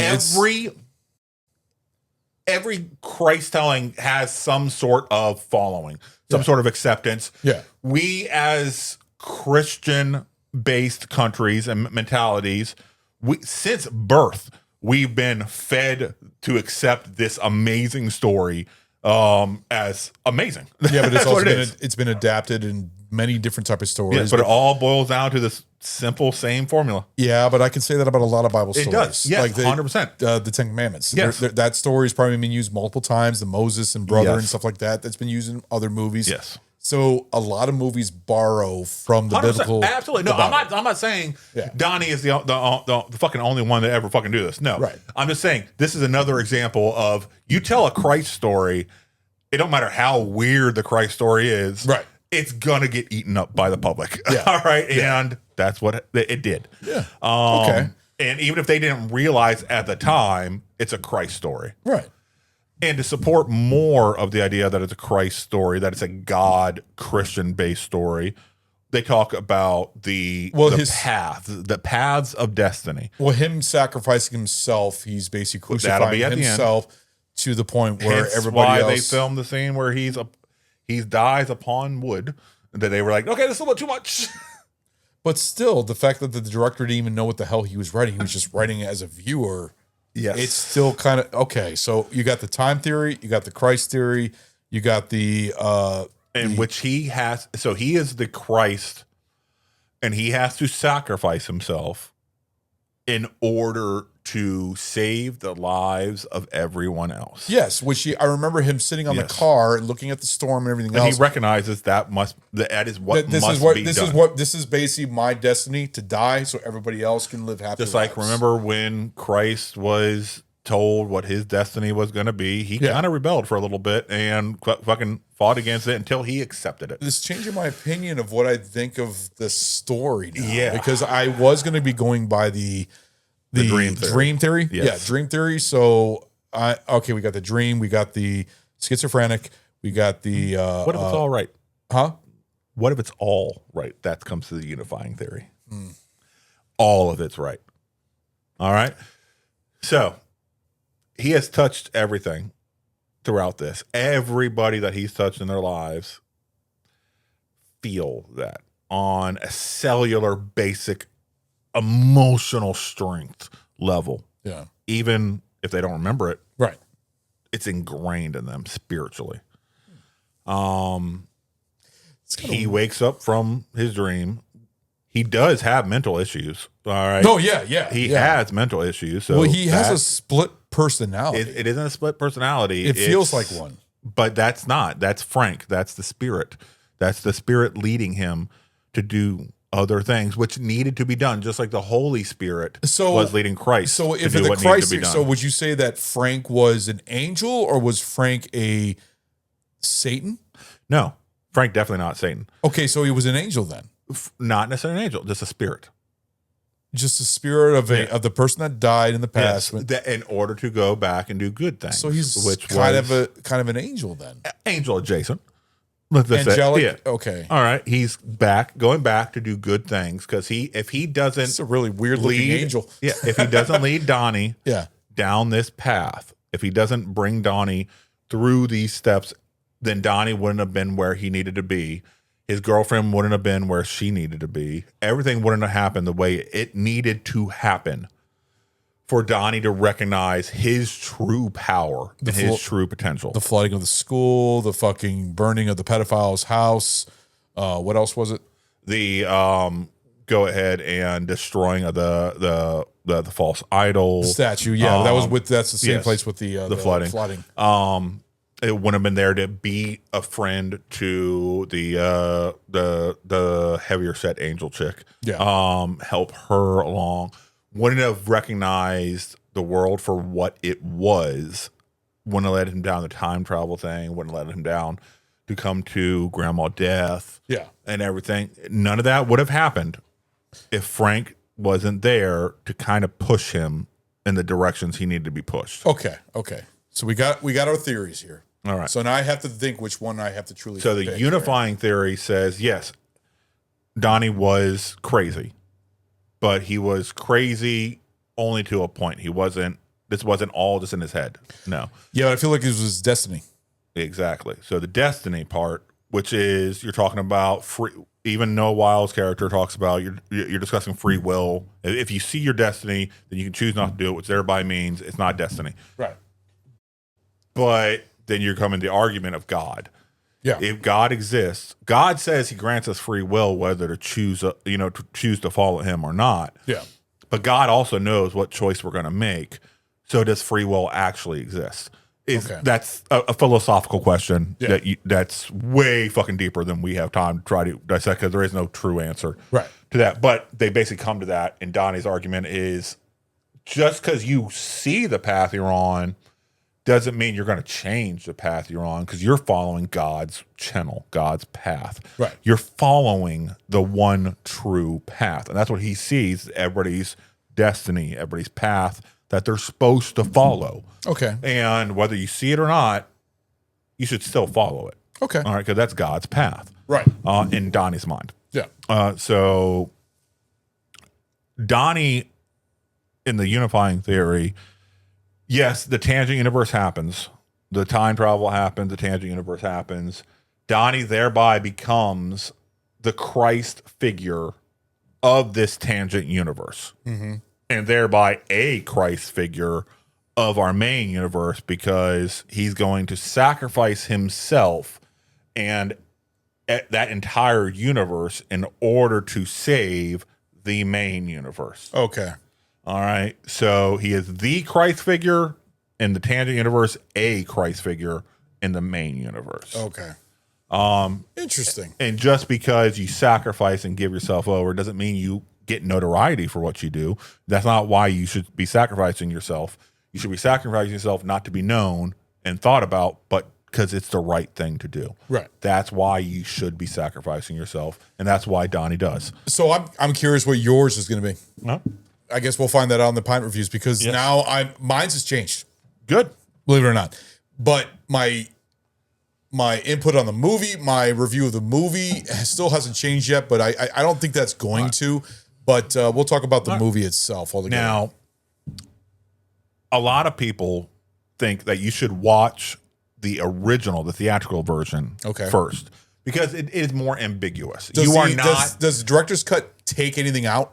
It doesn't take anything out. No, It just adds to stuff to it. Because sometimes But it directors adds- like to take things out. No, Okay. he just added shit to it, and what he added was some more character building and development, and more explaining what his current theory was at the time of what the fuck's going on.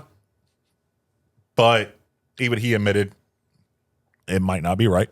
That was just his idea. Yeah. But a lot of people really enjoy the lack of clarity in a theatrical cut, because it makes you think, all right, what is the truth? What is going on here? And then it makes you come up with different ideas. You said you watched the theatrical cut in what way? I watched both of them multiple times now. So you I know. should watch and I agree, you should watch the theatrical one first. Start coming up with your ideas, what's going on. And then watch the All right, director's and then cut. watch the director's cut. And keep in mind, the director's cut isn't gospel. It isn't necessarily Well, truth. you already told me what stuff was but- added to it. Yes. So. But is only what is the answer in the director's mind, not necessarily the truth. And he admits that. Which one does he admit is the better version?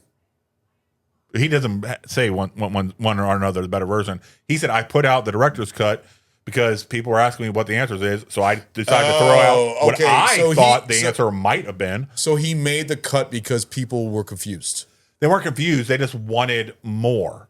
All right. So he's like, okay, I will give you what I think might be the answer, but this is only one possible explanation. Right.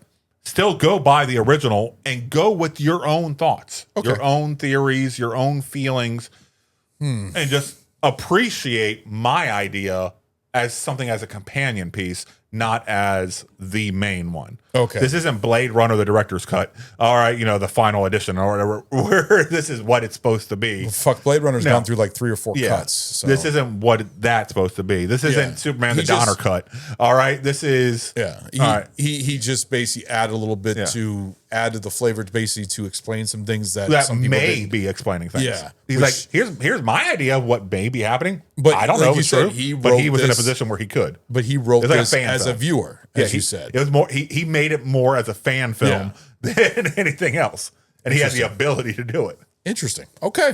All right. That definitely it doesn't change my opinion about the movie, but it does change my opinion what I think the movie's about. Because when you watch the movie, I was watching this last night, and I was just, 'cause I literally watched this last night to get ready for this. I did a last minute, because sometimes I always wait. I do like a week before this movie, but I actually wanted get this in my mind because I haven't seen it in a while. And I watched this last night and I was like,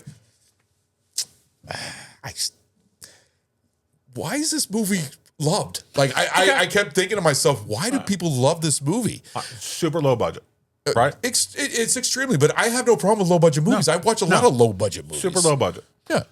The effects that they showed for super low budget were Not fine. bad. No, they're fine. We're fine. No, the fucking chess things look better than they did in The Abyss. They did. Because it's nowadays compared to The Abyss being in 1989. Yes. So, but it was just like, is that from The Abyss? Because that's what it kind of reminded me of. And he even describes it, as this watery type thing. And the storm scene, when you see the storm in the sky, that looked beautiful. I had no problem with that.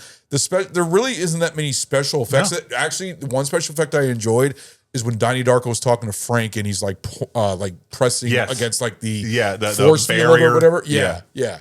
That was where he's trying to break through that barrier. Yeah, and that fucking barrier. And that sound of Frank, just his low tone voice, just the way that he talked, I enjoyed. I was like, this guy's like, what the fuck? So Frank in every scene was played by that actor that we saw, except for the original scene.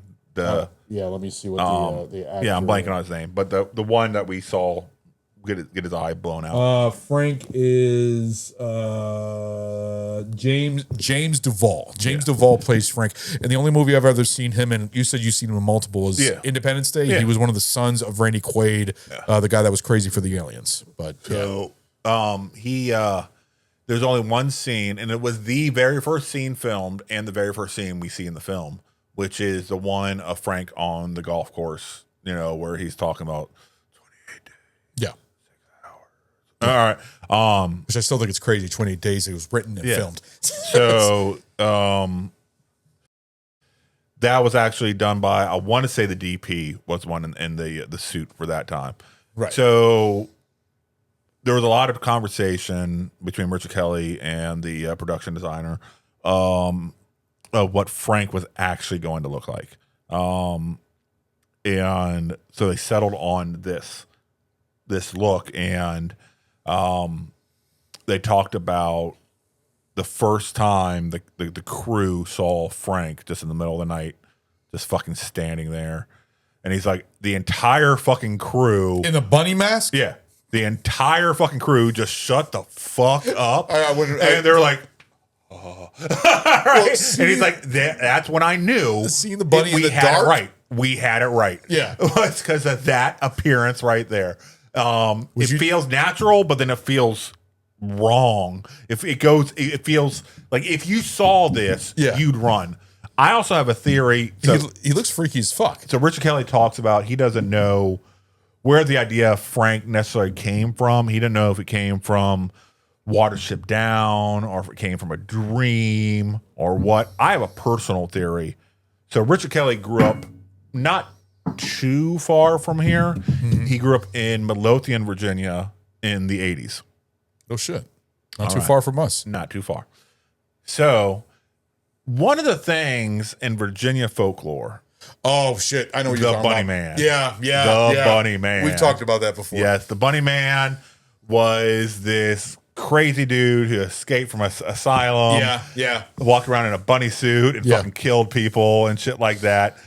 So part of my mind is thinking there's a good chance Richard Kelly heard this fucking about the bunny man of the Bunny Man. So he's trying to make this demonic bunny. And then that just kind of like leaked into his head. It works. And it worked. It came out amazing. This wonderful, weird, like normal, but then super fucked up character at the same time. And it provided enough of wrongness to be memorable. Yes. And I thought that was amazing. A great choice. I think the bunny costume and everything else in the face was really freaky, especially when you just see him just standing there. It kind of, okay, I know you're going to think this is weird, but it kind of reminds me of Jason Voorhees when he's just standing there and he's like bobbing his head, but it's Frank the Bunny. And it's just like he's just standing there. Which, if you think about, that's basically what you'd probably do as a fucking ghost. You're like, what the fuck's going on here? Yeah. Right? Yeah. He's just a normal fucking dude. And then even to the point where Donnie asked him, why do they call you Frank? Because that was my father's name and the name of my father's father. Yeah, he's Frank the Third. Yeah. All right, that's what, all right. He's Frank whatever the third. But in this, all right, and and Frank the it's Bunny. true what he's saying. Yeah, it was his dad's name and his dad's name. All right, there was this naming fucking generation, but it sounds super ominous when he says it that way in a bunny suit. All right, it's like, God, that sounds super deep and super freaky. No, it's not. It's just fucking his name. It's definitely a very demonic looking Frank. Yeah. Frank was here, went to get beer. All right. That is absolutely something like the Frank went to do. Frank was at that house party. All right. And then went to go get beer with his buddy in the car, which then led to the death of Donnie's girlfriend. Yep. Getting 'cause rolled he was over. coming back. Yep. Because they were coming back from a beer run. Yeah, That's all because it was shocking me when I saw that thing on the note, because I thought that was something in his head and was actually something that actually happened, that Frank was actually there the whole time, and then he became his kind of almost like demonic conscience, basically. So it's fucking weird. Like, all of this was laid out, and if the director and the writer did not intentionally do all of this is a hell of a string of coincidences that all this shit just happened to be fucking laid out. Some people, well, see, like I said, this is the reason why, even though I'm not a big fan of this movie, I relate this movie a lot to David Lynch. Yes. David Lynch movies have a lot of symbolism, have a lot of interesting little things with sound and vision, like basically just flashbacks, like sequences that happen in the movie. It kind of related to this. There's a lot of, like I said, symbolism, where basically, so multiple people. This script floated around Hollywood for a couple years, through Richard Kelly, and people passing it around, and it was known as, referred to as more than once as the script everybody loves, but has no idea how to make. Right.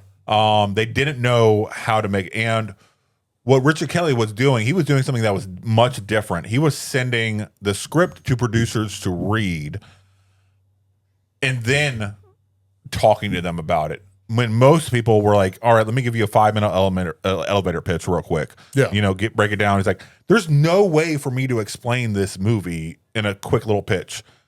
People have to read the script and then we can talk about it.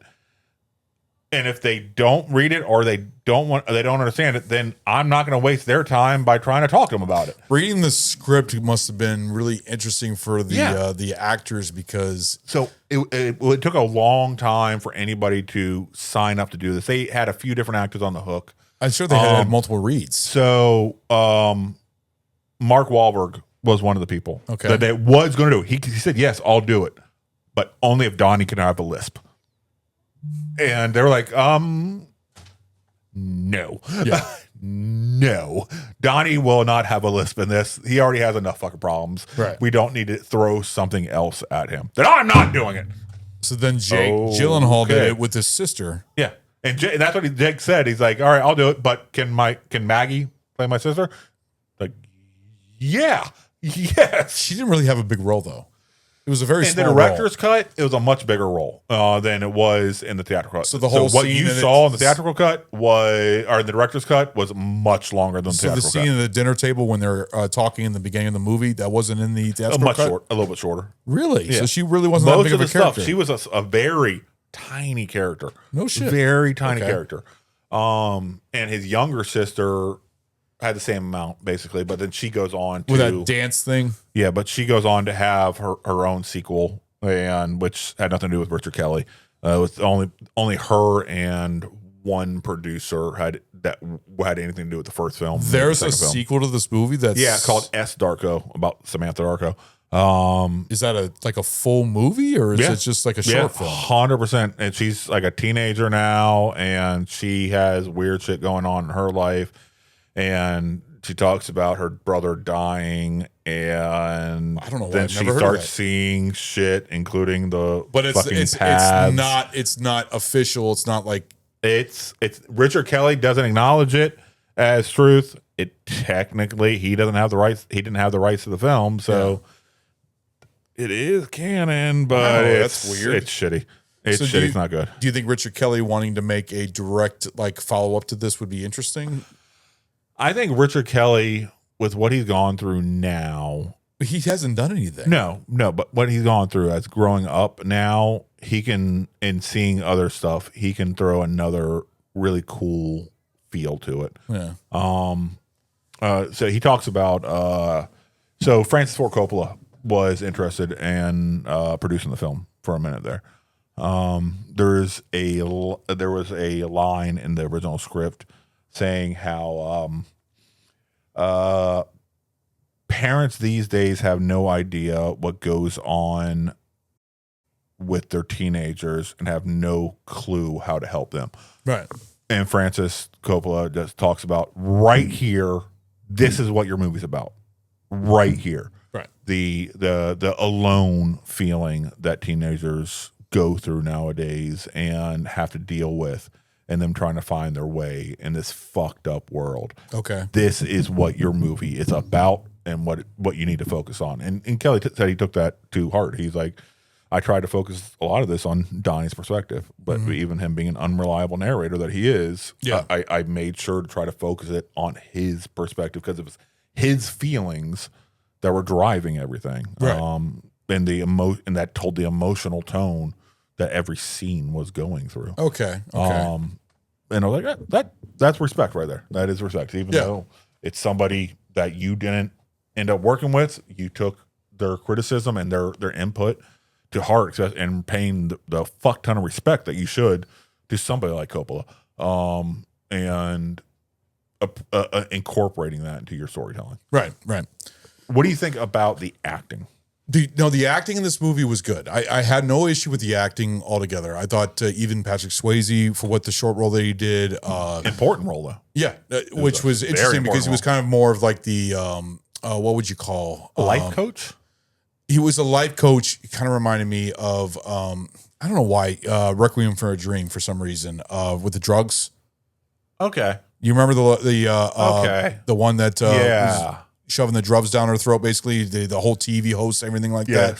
Also reminded me of I mean, there's a lot of movies that have done people like that before. Magnolia. Magnolia is more for like the men, respect the cock, it's like that, the Tom Cruise character in Magnolia and stuff like that. But I did not realize he was going to be a pedophile. Exactly. But believe it or not, there are little weird stuff. You're like, yeah. The entire time you're watching him, you feel there's something up with him. He's not, and also he could be for the money, but no, he likes kiddie porn. It was interesting. The acting altogether from Jake Gyllenhaal, I think he did great. Maggie Gyllenhaal did great. I thought his girlfriend as well? I really enjoyed the dad. Yes, I thought the dad, especially with trying the whole to be thing, cool, but also a friend and a joke, joking around with his fucking wife and shit like that. Yeah, the beginning, the part when he was doing the snowblower or the not snowblower, the leaf blower and stuff like that, blows it in the face. Yeah. No, I enjoyed the father. I enjoy when their whole dynamic with him and his wife and everything else. We should get a divorce. Yeah, it was like a whole big joke. Yeah, I enjoyed that. So no, the acting was fine. I enjoyed the acting. The scene where at the end where Donnie's dead, the girlfriend rides by, the mom is just sitting there against a tree smoking a cigarette. Oh, you're talking about destroyed. You can see emotionally she's just fucking destroyed. Well, see, that part and then got her to just me. kind of waving. Well, both the kids were waving back at her. Yeah. So first it was, if you notice, the girl waved first, the mom waved back, then the boy waved. Okay. All right. So the boy felt like, oh, she's waving at us. All right, not recognizing but that. Still, that's a weird way to wave. It was a weird thing because they kind of felt an emotional connection, but they have no idea why they felt an emotional connection. Right. Because of the tangent universe. They feel this weird connection. They don't know why. So Richard Kelly says that actually happened. Something similar happened to him in real life. He wrote that scene in there specifically. When he was a kid, he was on his bike and he was riding by a hotel and he saw this woman standing on the balcony of the hotel just looking destroyed, just looking fucking tears. And you waved back. Thrown, and smoking a cigarette. And he just stared at her and it was like, man, this woman looks really fucking sad. And she just kind of like waves at him. And he felt like I just waved back. And it was so fucking weird. And it was so surreal. Yeah. And that's what I wrote. I wrote that in because it was so fucking weird. Believe it or not, a lot of directors do that. Yeah. A lot of directors, sometime when they write a movie, even I have a thing that I'm writing, which has been years in the making. I'm still working on it. I know you are. Believe it or not, I got this new Mac right here, and I was actually looking at the story. I was like, oh man, I want to get right back into this and everything else, but I'm writing stuff that I know about. Characters, like people are based, even your name's in there. But the thing is that's awesome. not actually, it's something what? else. You're one of the punks. What? Oh, fuck you. you're one of the punk kids, actually. Slash and Stu.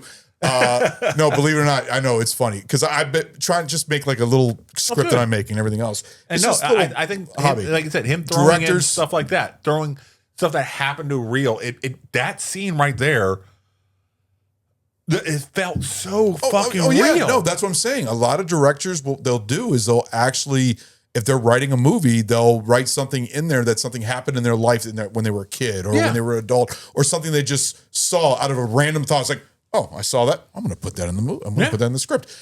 Which and is those cool. are the ones right there that stick with you. Those moments in time, just stick with you so much, and that's what shows on the screen. And I actually loved the mother Yeah, in this. she did amazing. And you know who she is, right? I've seen her in a fucking 100 things. Well, the one thing I always remember is Stands with the Fist. Yes. From Dance with the Wolves, Yes. which I actually love that movie. Even though Goodfellas should have won, Dance with the Wolves is great. Goodfellas should have won Best Picture. But either way, she was great as that character. I think she was also in Independence Day. She was the mother in that too, which is kind of funny because we were talking about Independence Day with the other kid. But she's been in a lot of other movies, but her as the mom, she did really good job. She seems so real. Like when the crazy church lady. Oh, you're talking about the thing about going over to the other the trip when she wanted to be Yes. Yeah. It's like, I don't know if that's a good weekend for me. What do you mean? You have to care about our kids. I question your commitment. Yeah. I made her the lead. I'm like, She played oh, a good. God damn. She was a fucking annoying woman. Like I She hated her. was, but we've known women Yes. like that. Yes. We've yes. known people Yes. just like that.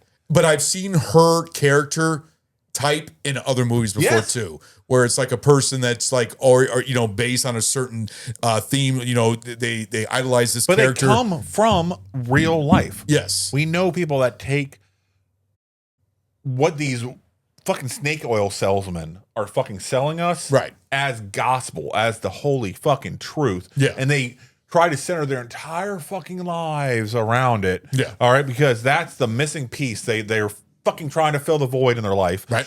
And they make that all about it. And then everybody else on the outside is like, you're fucking a little crazy.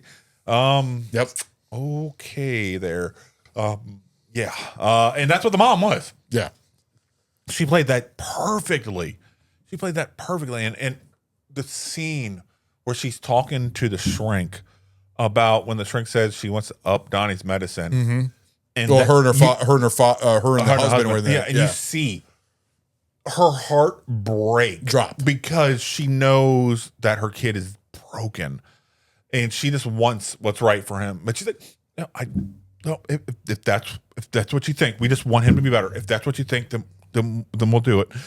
Her just trying to muscle her way fucking through this horrible pain. Yeah. My God, fucking damn it. Yeah, no, She is amazing. No, and And the husband trying to just be there and be the rock, the non-emotional one, when Donnie dies and he's holding the younger daughter, trying to be strong for her, and then he's seeing him break and trying to be strong at the same fucking time. Yeah. God fucking damn No, it. no. Like I said, I This is have such no good fucking acting. No complaints about the acting. There's no complaints about the acting. The thing is, you can have great acting in a movie, but still not like the movie or enjoy it. The acting was fine. I had no issues with the acting whatsoever. Even Seth Rogen for his little short role that he had. Even the fucking punk kid that was with him, the one that when they were in the house and they went over there and he, also in the bathroom scene with Jake Gyllenhaal and he kind of bullied him and everything else and put the knife to his throat. So when the scene happened, we're in the bathroom scene, and the bully was asking Jake if he had said anything. Yeah. He fucking blamed him for the fucking, shit and stuff like that. That felt real as hell. Yeah. That felt real. Oh yeah, it did. And even though that actor, not a great actor, I've never seen him in anything. doesn't seem. I feel like he's like a character actor. I've seen him in a handful of fucking supporting tiny roles. nothing major. Just Always a fucking. He had a familiar face, but I don't recall what he was in, so he wasn't a memorable. douchebag. Always a douchebag. Yeah, but Seth Rogen was. That was the first time you saw Seth Rogen, that catch you big fat guy. Yeah, that catch you by surprise. I thought Freaks and Geeks was his first thing. That may have been his first role, but when was Freaks and Geeks? What year did that fucking film? 99, I think. So that was before this. So this was his first 2000 theatrical. Was when this filmed. Yeah, so this was his first theatrical role, I think. Yeah. Yeah, let me see.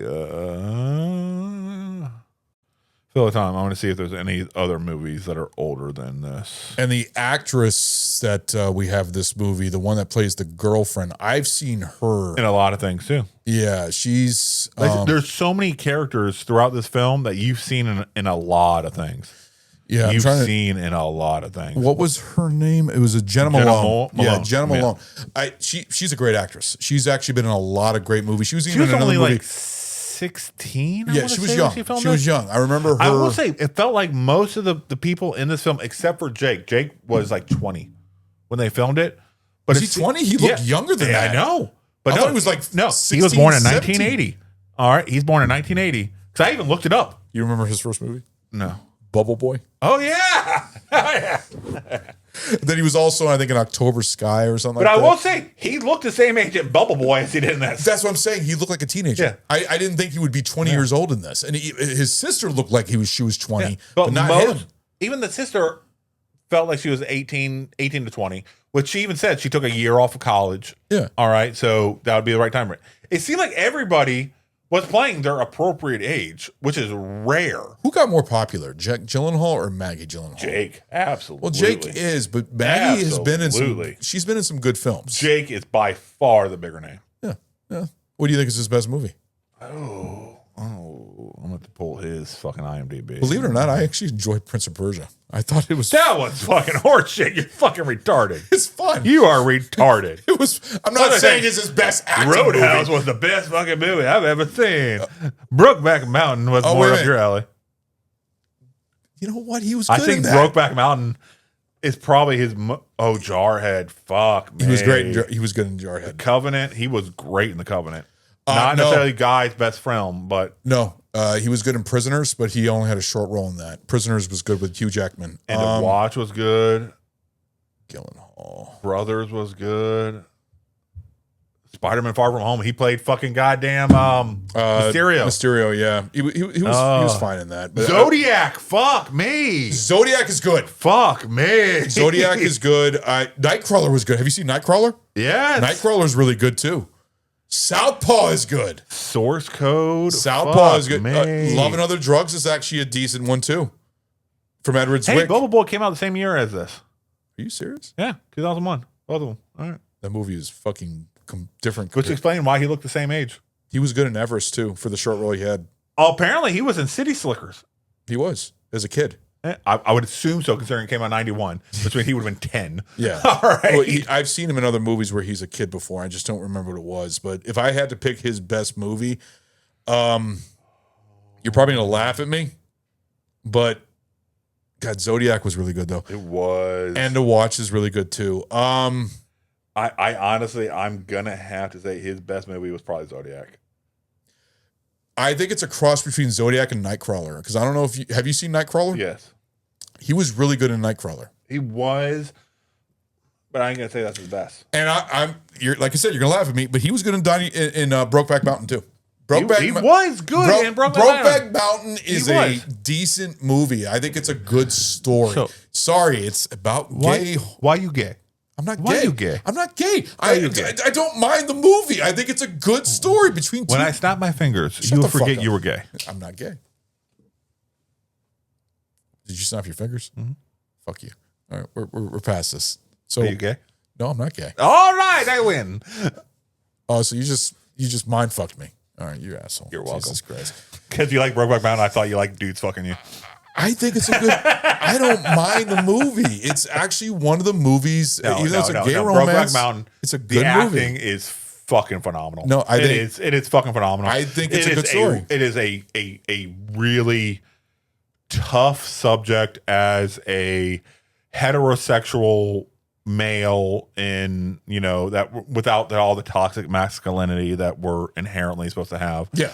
It is, we're not supposed to say we like it, but it is an amazingly acted film. It is a tough story. It is fucked up, but it is amazing. It really is a well done film. Okay, well, I'm glad that you get your opinion of that, because I'm always gonna make fun of you for it. Of course you are, no. and I think a lot of people bareback mountain all that crap. Yeah. But I mean, the thing about that movie is that Jake Gyllenhaal and even the late what was it? I can't believe I forgot his name. Joker? Yeah, I don't know why my name just like. The Imaginarium of Dr. Parnassus? Yes, I know who the actor is. It's just the name is like just escaped me for some reason. Hold on. Fuck. Jesus Christ. I know names so well, but I guess my mind is like blank. See, you're even looking it up. No, I'm looking for other films I can maybe give you 10 Things I Hate About You. A Knight's Tale. No, I know who you're talking. I know who it is. 10 Things I Hate. I know who the actor is. I just for some Lords of reason. Dogtown.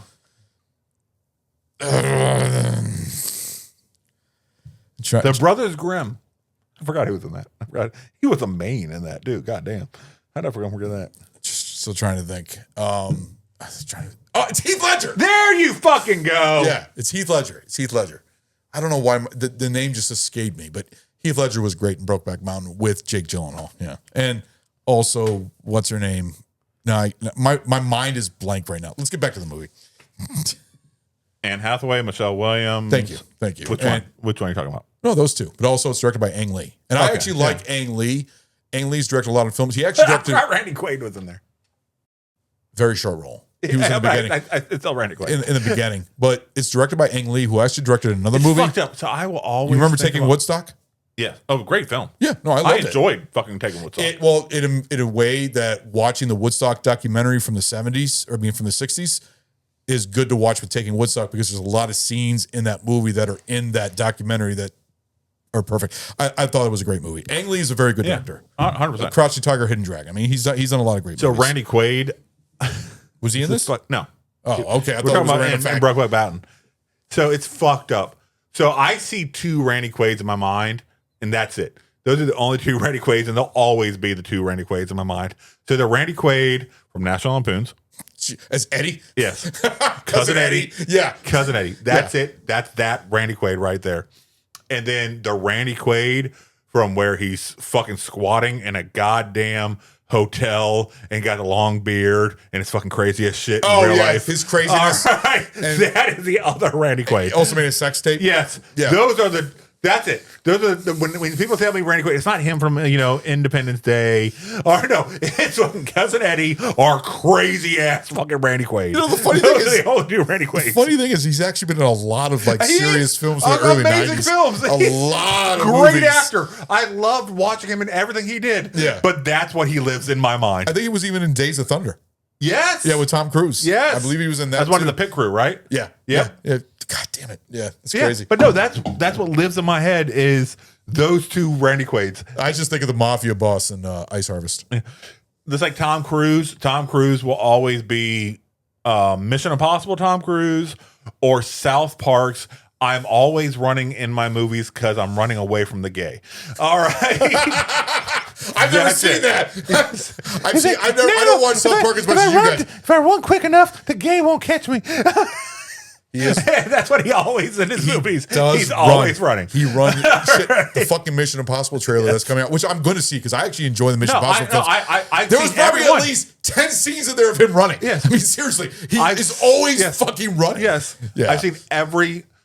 Honestly, I may have seen every Tom Cruise film. I very well may have. Yeah. I have too. All right. No, he's a great actor. I love him to death. But those are the only two Tom Cruise. Sure, the other one because I think we did it in our top 5 actors. He's one of my top 5.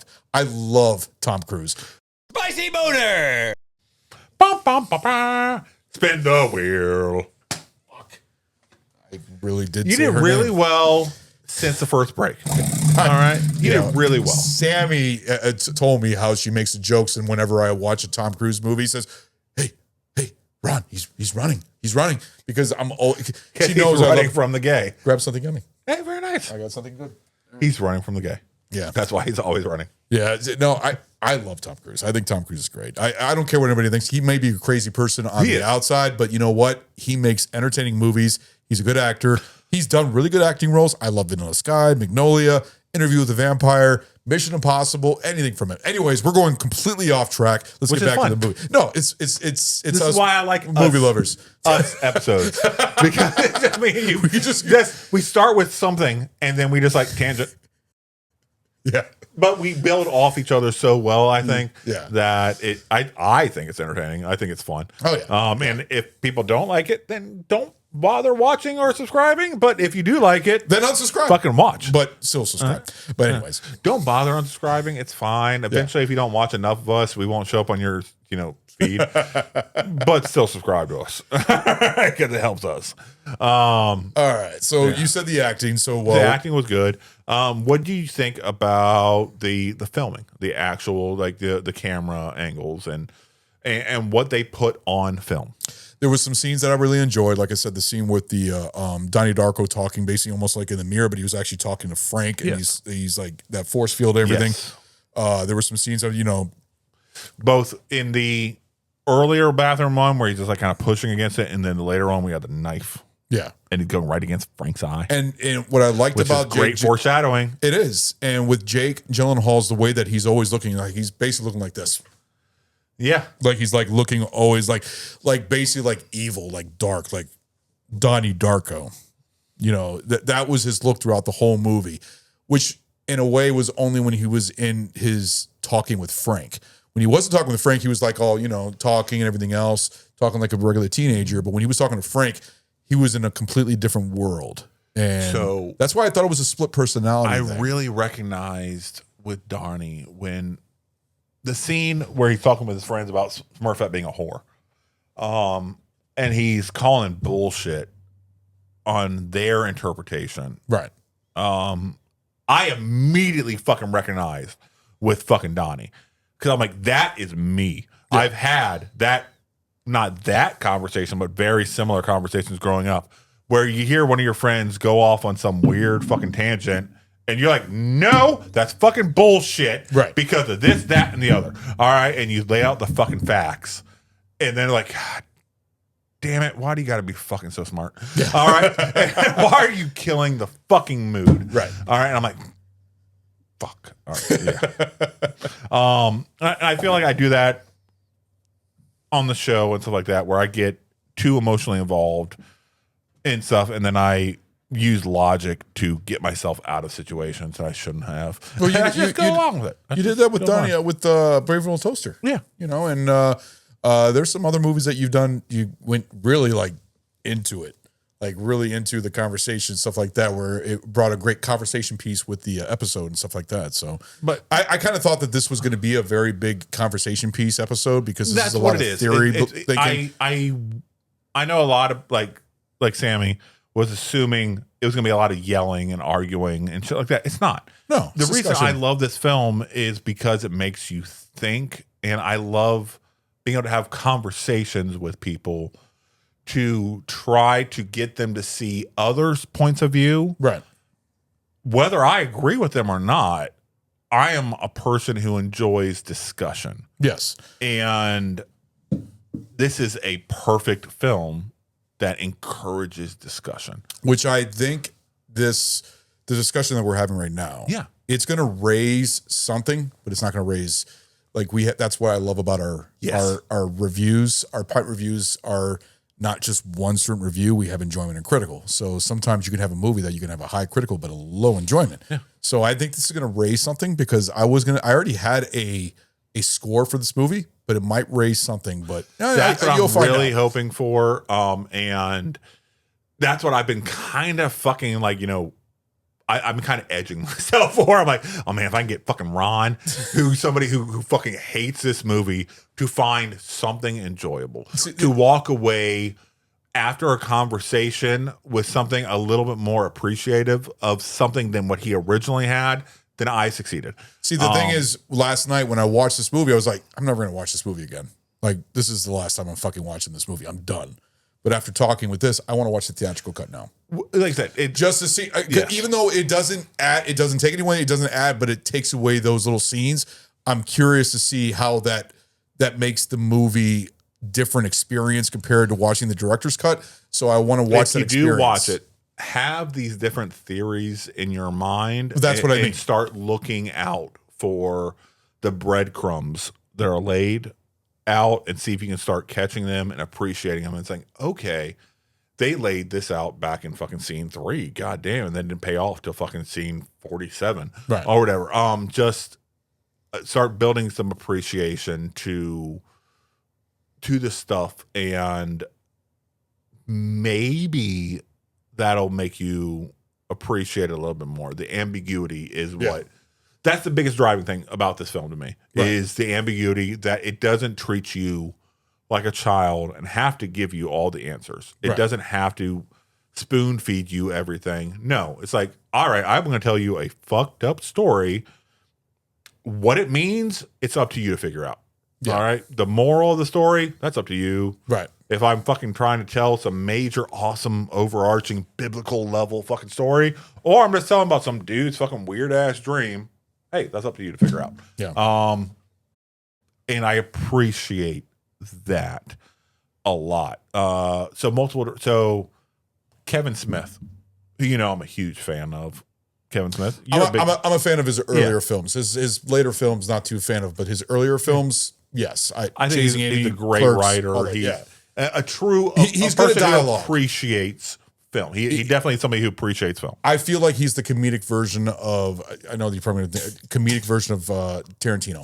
More of like I can respect that. comedy dialogue compared to Tarantino's more of like the drama and more action, more, like violent dialogue. Yes. Kevin Smith is more like the comedy dialogue. But you will say it's somebody who, just like Tarantino, it's somebody who appreciates film. Oh, yeah. All right. Yeah. And somebody we would strive to be like their level of appreciation and their knowledge level. Yeah. And being able to get paid for that fucking level of appreciation. So Smith was asked about what he thought about Kelly. And Smith said, and this was 2015-ish, so decade and a half after it came out, he's like, Richard Kelly is somebody who 15 years, yeah, should be somewhere around the appreciation level as James Cameron. The way he can build a world. He relates him to James Cameron? Yeah, the way he's like the independent film version of James Cameron. Which is He wondering, can build a world that just immerses you and makes you question what's going on. when did Southland Tales come out? I'm just curious. Hold on. I know Late I had 2000s, like 2006, 2008, somewhere around there. 2006, yeah. So 2000. So you got Donnie Darko 2001. So everything came out prior to 2010, let's say. That's what I'm curious. So Donnie Darko came out. Everybody fucking said, this guy's amazing. Let's let him fucking run. And they gave him a couple films. Kind of reminds me of Terrence Malick because Terrence Malick is like he did 2 films in the 70s. Then he didn't do one until 1999, which was or 98, which was The Thin Red Line. Yep. Then all of a sudden he did another film like 4 or 5 years later, 2005, The New World. I actually am a big fan of Terrence Malick. My wife Sammy she watched Tree of Life with me, and she about wanted to kill me. She hated it so much because she thought it was the most boring piece of shit ever. I thought, this is artistic. It's great. I like boring artistic movies. That's what I mean. I enjoy cinema. I enjoy trying out directors' visions. And Terrence Malick is more of a visionary director more than a dialogue. He's more of a narration type of thing. You've seen most of his movies. I don't know if you know who Terrence Malick is. But that's the funny thing about Richard Kelly is Terrence Malick has done films very spread apart. And he's only done, when did Box come out? 2008, 2009. Okay, so he's done 3 films in like almost like a 4 or 5 period. He directed 3 films. He wrote another film. So I mean, his next movie might be the follow up to Donnie Darko, which is maybe that's a huge gap if that ever happens. I mean, I'm sure fans are because there's a lot of fans of this movie. This is a cult classic. See, I don't know what I would want if I don't know if I'd want a direct sequel even though it'd be from Richard Kelly, I don't know if I'd run a direct sequel because I feel like this is a perfect self-contained by itself movie. You don't think it needs a sequel? It doesn't. I really don't see where a sequel will build upon the story. Because fans demand it. Because fans like, oh, we want a sequel. We want a sequel. Now, if they want to build something in the Darko universe where it's delving into something similar, got another tangent universe is being built and weird shit, and another person coming into acceptance of what's going on and their weirdness and shit like that, that'd be fine. Yeah, but it'd be a spiritual sequel to Darko. I think what fans want is they want Gyllenhaal to come back somehow in some type of form. As what? But maybe that will as explain. the new Frank? No, I mean, what?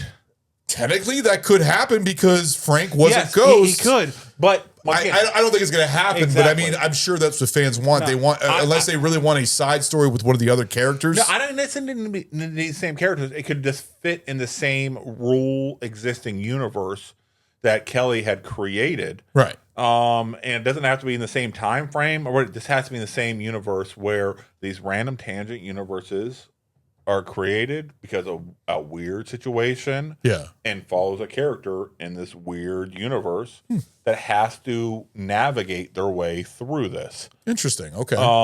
And go from there and try to figure out how they may handle their tangent universe, and try to correct it before the black hole comes, and erases everything. Which I say you could create a series of stories in the universe. I think without taking away from Donnie. I think they should leave it alone. I in my opinion, that's why I think nothing's gotten off the ground. In 20 fucking years. Exactly. I don't like the movie. Goddamn 25 fucking years almost. Yeah, it's a goddamn quarter century. Yeah, I know. That shows how old we are. There's a lot of movies, dude. There's fucking movies that came out in the fucking early '90s. It's almost 30 years old. It's fucking crazy. But I'm saying this is why. Okay, you say early 90s is almost 30 years old. No, anything that came out in the early 90s is at least 30 years old. It's actually almost 40. 90, 30, 35 years. All right, we're close to 40. Yeah, but a lot of movies I grew up with were in the late 80s. So in a way, those are almost 40 years old. Yeah, right there. 100%. Yeah, that's what I really do think Kelly. Unless you're going to be retelling the story of Donnie Darko with a new actor, a new like a budget, reboot? Like a reboot? Potentially. That's the only way I would even entertain it. I don't even like the movie. I don't even want them to do that. I think they should just leave it the way it is. I mean, I can understand why this movie is a cult classic. I can understand why people like it. I understand why, it. Okay, so you can understand why people like it. Because of the dark themes. There's something different that they didn't do before. Right. This has actually introduced a lot of darkness in movies that are not in a lot of movies in the future. That a lot of movies. No, I would say movies before this. No, with the dark tone. Of movies before this, dark tones. No, with the dark tones like this, and also like the character that is like almost an anti-hero. Okay, yeah, you might have a point there. I just feel like this introduced a little bit of difference in Hollywood with movies. What year did Dark City come out? Dark City came out in 1995, I believe. Well, there you go then. Yeah. All right. Like I said, Dark City, right to me, that's a great movie. It is. Yeah. Amazing film. But I'm saying, if you just to use your argument of dark tones and something like that, to me is like much dark tones. Everything you're saying, to the umpteenth level. Yes, it's dark, but it's more of a sci-fi. Would you call this a sci-fi? Depending on how you're interpreting it. Because I've seen the genre for this movie when it shows. It says sci-fi, but also it could be dark comedy.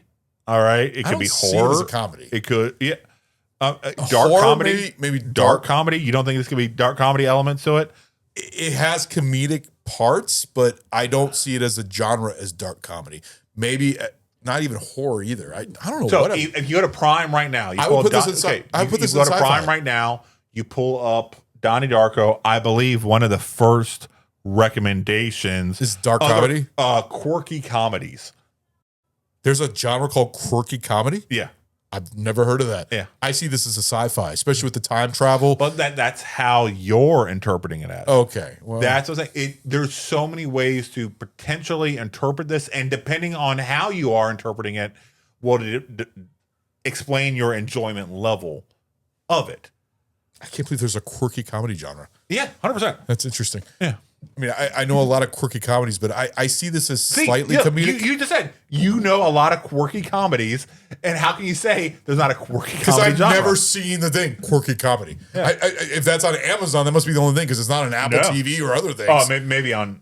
But I've never seen quirky comedy. I've seen comedy or dark comedy, but I've never seen quirky comedy. Wow. Quirky comedy movies. What We Do in the Shadows is a quirky comedy. Yes. It's not over the top humor, but it's a lot more Grand Budapest comedic. Hotel. I feel like What We Do in the Shadows is a lot more comedic than Donnie The Dead Darko. Don't Die. Oh yeah, no. The Dead Don't Die is more of a dry comedy. But they have it as quirky comedy. Blades of Glory is apparently a quirky comedy. No. I'm telling you what Google says. That's all I'm saying. Hot Fuzz. So any of the Will Ferrell movies is going to be a quirky comedy, most Not likely. all of them. Like Anchorman or something like that. Popular quirky comedy movies. Best in Show, Bridesmaids, Dumb and Dumber, Napoleon Dynamite. Napoleon Dynamite is a quirky comedy. That is a very quirky comedy. Yes. It's a great movie, though. It's fun. is. It's fun. It's and an out there movie. The Lobster. Yes. Oh, that is so fucking weird. The director of The Lobster also did The Big Favorite. Lebowski.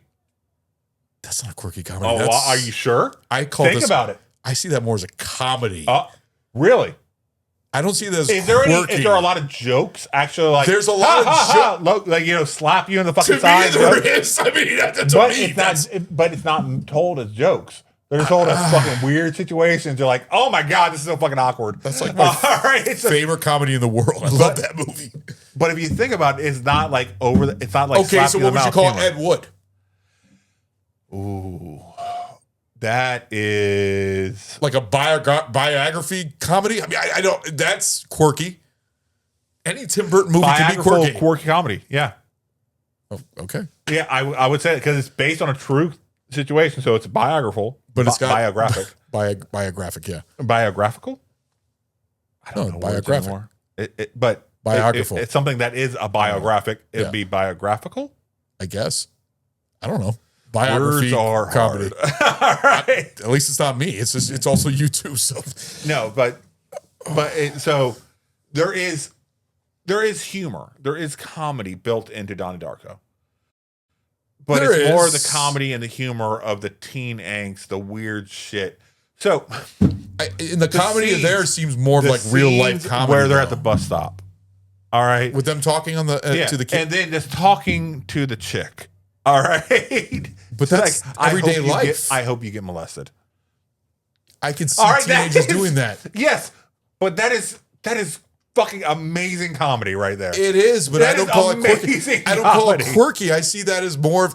I'm sorry, but teenagers act like that. Well, at least when we were. They do, and that's why it's amazing. It's because it's so fucking out there. So I see it more real than more of a quirkiness. I don't know, but it's not like telling a joke or slapstick humor or something there. It's just like, God, I hope you get molested. All right, it's just fucking out there. Yeah, it's like, God damn, it is. All right. Wow, so much discussion on this movie. I was not expecting. I was expecting the discussion that we were having on this movie. This is going to be interesting. So, all right.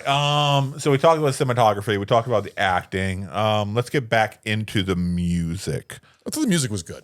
Yeah, I thought the soundtrack fucking hit. The one thing I loved about the ending was that track when it's showing all the side cameras. The Mad World was a great song, which a lot of people relate to this movie, of course. But the thing is that it played so perfectly well because it's a mad world, and you see all these people on the camera going side to side, showing everybody waking up, which I thought that's why I kept thinking it was a dream. But my opinion might have changed, so I'll bring it up in our pint reviews. But the thing is that the music was great. I thought that the '80s music was interesting because it was set in the '80s. Yeah. Which 1988, I believe. Yeah. Which I wouldn't have never thought until it said that on the little calendar dates that it had between the movie for basically almost like the Act 1, Act 2, Act 3 or something like that. So the reason that they were all in uniforms in school is they didn't have the budget to costume everybody in 1980 style. See, I thought it was like a Catholic school or something like that. That their answer to the whole thing of we don't have the budget to make everybody dress like it's 1980s. Is fuck it. We'll make everybody dress the same in school and fucking simple. Fucking a white shirt, fucking slacks. It's a cheap way to take out the time frame. Good, because I didn't see any 80s haircuts or anything like that. It did not look like the 80s to me. But it didn't need to be anything. Oh, it was late 80s, first off. Late 80s. Still did not look like late 80s. Also, if you were in a uniform-based school, they wouldn't allow a lot of ridiculous haircuts, or you weren't seeing a lot of, fucking flock of seagulls hair in a fucking, a uniform-based no school. shoulder pads or like that. Yeah. Everything was going to have to be down the line. All right. Simple shit. And, no weird hair colors or anything like that. So it's a great explanation of way to keep everything in the 80s. They're talking about, Reagan and Dukakis and Bush, running and everything like that. Yeah. So it was set in the 80s because that's what the director knew. He grew up in the fucking late 80s of this weird situation where you had these McMansions, but then you also had people that were separated because you didn't know where society was at the time. Right. People had money and were expected to buy these things, but didn't know how to interact with the family anymore. Yeah. And that's what he showed. He showed heavily and throughout the film. No, I thought it looked fine. Like I said, when it said the 80s, it did see it, but the fact that it was all based on budget to make it look like it was the 80s because he wrote it to be in the 80s. Yeah, but they used the budget to try to sell it as the 80s. Yeah, and it didn't seem like the 80s to me. But you didn't see no cell phones, you didn't see stuff like that and everything else, but still. But early 2000s, cell phones weren't really as big yet. I mean, other than the brick early phones. 2000s, we all had. We had a brick lot of us had phones, cell phones. Nokia we had brick phones. Yeah, we didn't have a lot of smartphones, but we had cell phones. We had beepers and stuff like that. No, none of that was prevalent. Yeah. I had a beeper, and I think my first smartphone was like a BlackBerry Storm or something like that. I had BlackBerry Storm. I remember that one. I had that. I had that for like half a year or something like that. I remember that. It was when I was working at your same old job. All right. So we talked about the sound. We talked about the cinematography. The soundtrack. About the acting. Yeah. We talked a little bit about the special effects, which weren't much. We talked about the plots with the practical effects. I think were good. The jet engine coming through the house. Yeah. No, I really like the vision of the storm when he's sitting on the car, on the hood of the car, and he's looking at the storm in the sky. I thought that was with really the fucking dead girlfriend just fucking sitting in the car. Yeah. Yeah. God damn, Yeah. that was fucking like fuck. This motherfucker that's driving around. With That was fucking weak. corpse. That kind of reached me because I completely forgot that she gets to run over like that. Yeah. I did not know about that. Because Seth motherfucking Rogen. Yeah. Just throwing her on the fucking ground, leaving her ass there. Fat Rogan too. He's all skinny now. Yeah. So, what did you think about the writing?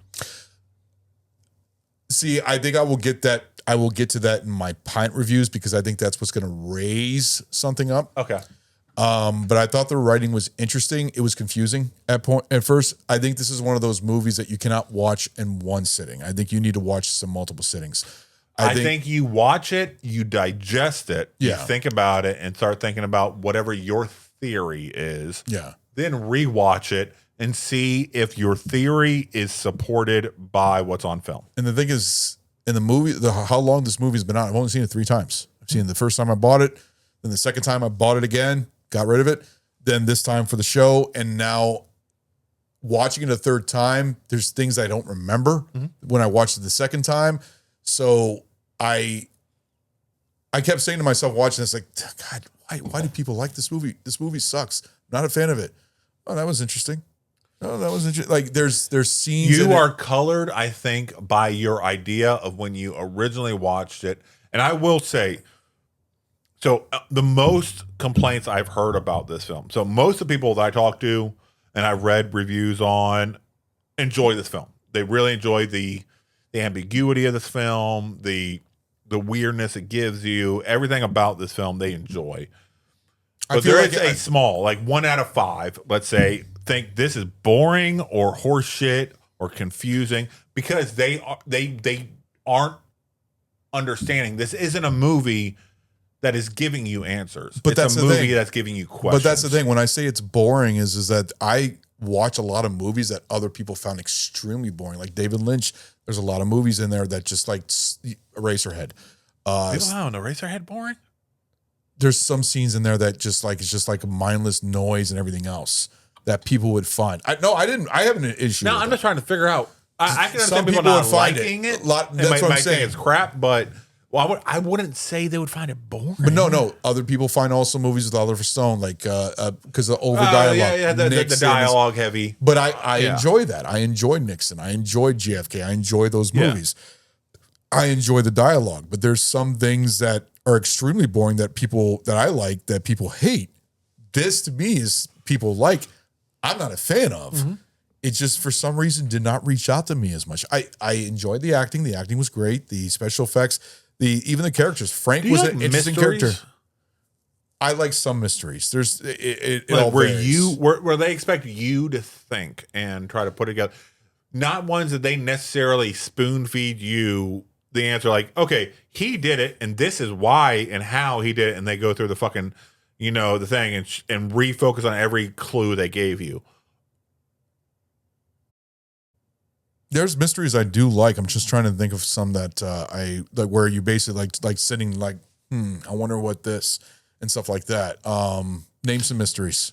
Zodiac is a mystery in my Zodiac is opinion. a mystery, and it's kind of open ended. It I is kind of open ended. love that movie. It is amazing. To and me, it's super that's- dialogue heavy. Yes. and super. A lot of people did find Zodiac boring. No. because No. a lot of people did because of how dialogue heavy it is and lack of action throughout the film. It does build a great sense of tenseness and emotional connectivity, but there is a lot going on in between action sets. That's the funny thing about the movie because that's actually one of my number one favorite David Fincher films. I agree. It is a great film, but you can also understand why a lot of people may say that's boring.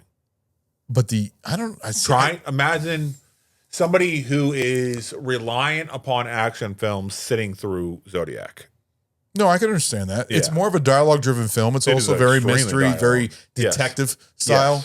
Yes. A lot of detective files, looking things up and everything else, and detectives interviewing the culprits who they think could be the Zodiac and stuff like that. I found it intriguing. I enjoyed it. I thought it was very well done. I thought the visual, the dialogue, everything about that movie was great. So there are mystery films that I love. And dialogue-ridden movies. I actually enjoy dialogue. That's why I love Tarantino. Tarantino is the king of dialogue. Knives Out, Glass Onion. Huh? Knives Out, Glass Onion. Knives Out, I've seen. Glass Onion, I've never seen. But Knives Out, I actually thought it was okay. It was good. It wasn't bad. I'd watch it again. I enjoyed it. It was almost like basically like a clue for adults in a way. Yeah. And also the Murder in the Orient Express, I believe. Yes. But there's even other movies. I just can't recall the name. My mind is. I'm blank. just trying to figure out popular. But to me, mysteries, to me, I can't see this as a mystery. That's kind of what it is, though. If you It's think about more. it, it's I a see mystery. it more of as a. I know this because could be a it's weird not- genre, but I think this is more of a mind fuck. It is Because a mind fuck. that- Yes, that's how I feel it is. But it's a mystery trying to figure out the mind fuck. You are trying to figure out the reason for the mind fuck, Right. because depending on where you fall on the explanations, Yeah.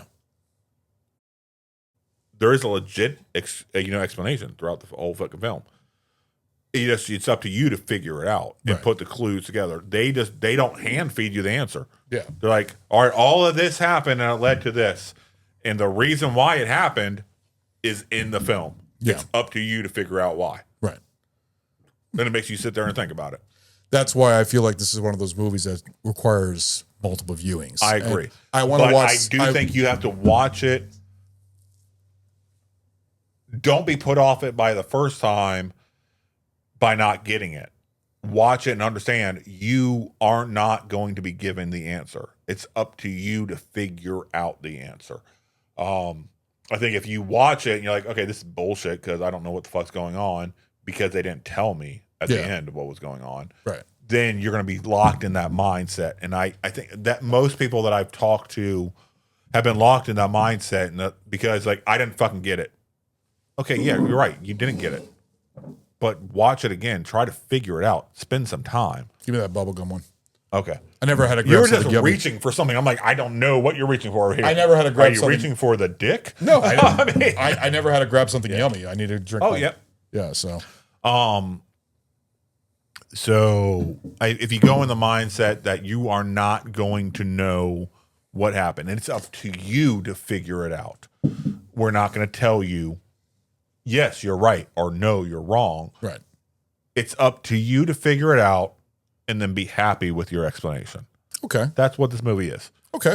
And can I see that. appreciate that about this film. And that's why different people believe different things are the truth. And they all love the film. Yeah. They all enjoy the film, even though they may all interpret the film Have you differently. met anybody that didn't like the film? Other Yeah, than me. you. Your wife, Sammy. All right. There are people, but I will say the majority of people like this film. The vast majority of people, let's say 4 out of 5. I like things in this film. I just don't like the film altogether. Which is so fine. There's things But- that and maybe that I can be appreciative of how it was made. That's why I think something needs to be raised a little bit. And I will, like I said, When when we get our you- reviews. Can you do this for me? Now that you have these different theories in mind, now that you have these different theories, besides just the dream theory, can you rewatch the film With a whatever different opinion? theory you think may be the truth? No, that's what I want to do. And then start trying to pick out But I wanna the watch- supporting reasons. Yes, I want to do this. that, but I want to watch the theatrical edition. I want to watch it without yes. the Which is because fine. Yeah, 'cause once apparently again, you said that's the better version of watch. The theatrical one allows you to figure out the answer that best suits you. Yeah. And then the director's one is just what the answer that the director says what he thinks may Yeah. be the truth, but he admits may not be the truth. Right. It's just what he imagines could explain everything. Yeah, I'll rewatch. Even though- I'll rewatch it. Just the thing is, I want to. I have a different opinion of what I think the theory, a Yeah, different which is theory now. fine. Which with the theories that you gave, because I think you gave about 4 theories that we went 5. through. Was it 5? So you have the dream, the psychosis, time travel, the Christ. and the overarching all united. That's 5. Oh, okay. Yeah, I missed that one. All right. All right. So do you got anything else you want to hit on? Because I've been talking like 95% of this. Hey, I've been doing some talking. Yeah. I've been having my Yeah. opinions. The thing is, no, I think we've covered pretty much everything about this movie. I think that my opinions have changed, Good. but I do enjoyment. feel like it's my job in this episode to sell this movie to you and to the audience. Yes, that but may still- not appreciate this. But film. still, like the thing is, I will give the idea of or I'll give the fact that I will rewatch this. I will rewatch this theatrical edition, have a different open mind, especially about the theories that we talked about. But the fact is, it's still not an enjoy. It's like it's not going to be like I'm going to go watch this like all the time, like once a year or something like that. This is a very like. I even said to myself, this is a one and done after watching it again. But I want to watch it with that open mind as we talked about it. So it might change my opinion, but I don't know. It's still not going to be better than other films. There's other films that are a whole lot better than this, in my opinion, that are think pieces that are, would you say, mystery or a mind fuck? I mean, there's a lot of things to put quirky comedy. All right, so the film that kept popping up in my head as I'm rewatching this, and I don't know, I can't put my finger on exactly why I'm just linking this to my head. So let's go back in our history to where we gave birth to the critical idea of a film versus just enjoyment. Oh, I'm trying to remember which one. Was Robin it Williams? What Dreams May Come? No. What Dream? Oh, 1 Hour Photo. Yeah. I don't think it came on that one though. But that's where We were talking about it yeah, I think that's where it gave birth to the idea. Yeah. Where we feel the need because you felt that was a perfect for film, separate ratings. which we didn't because give separate ratings for that movie.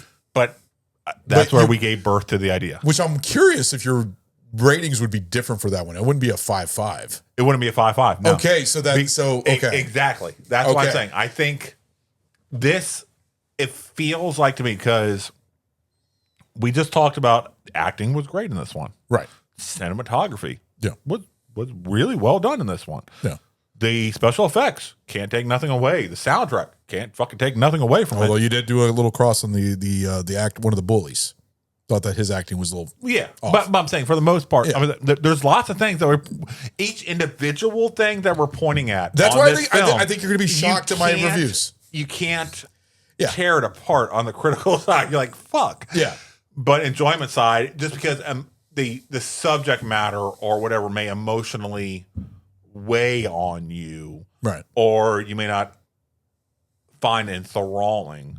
All right, you can't take away from understanding why critically why it's really well done fucking film. That's why I think that I'll shock you with my ratings. I think I'm looking forward to it. So I will actually let you start, because once again, we know my ratings are going to be high because the whole point of this episode is movies one person loves, versus one person hates. Yeah.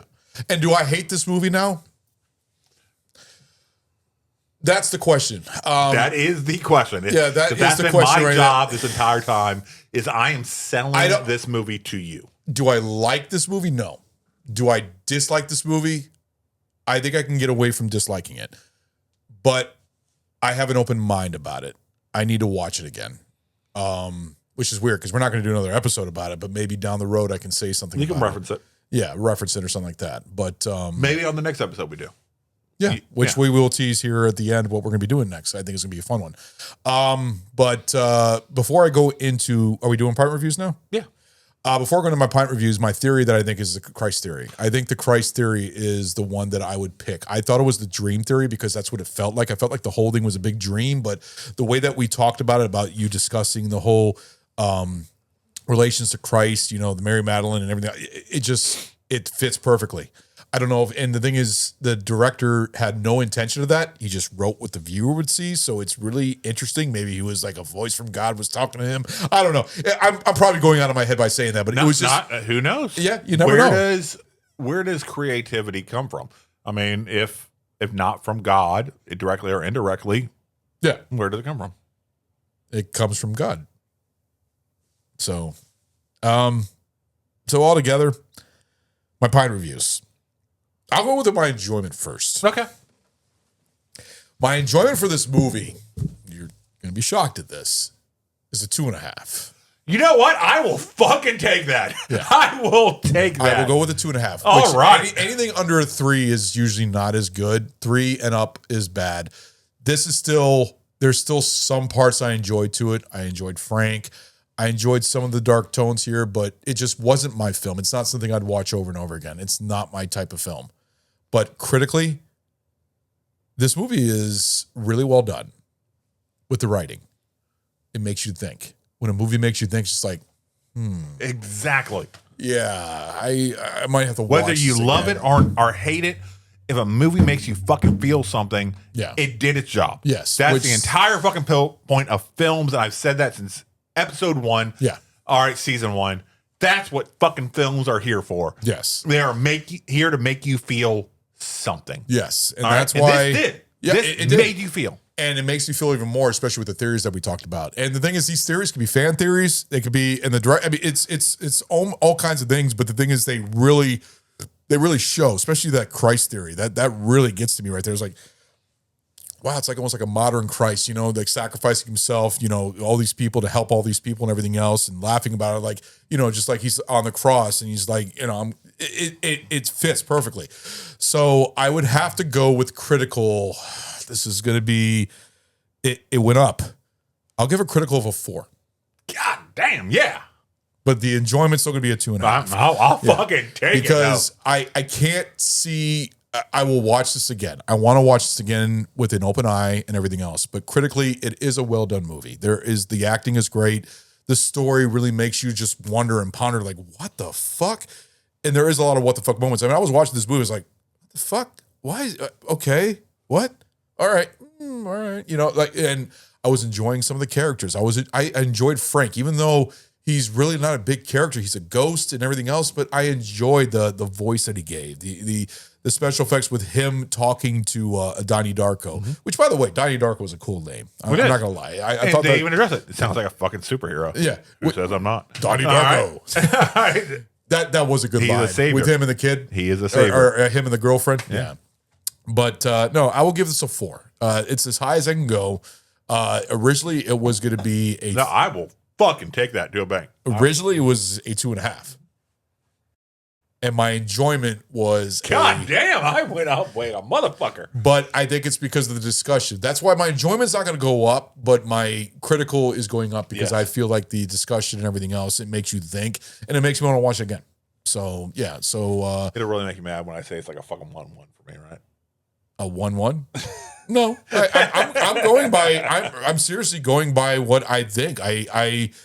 I raised my critical up because my critical was a lot lower. I raised my critical up, but then the enjoyment, I can't move. No, I'm still fucking goddamn extremely ecstatic with that. That's what's an average of a 3.25 between the two of them. I will fucking take that. You should have seen Chase when I gave the review for Treasure Planet.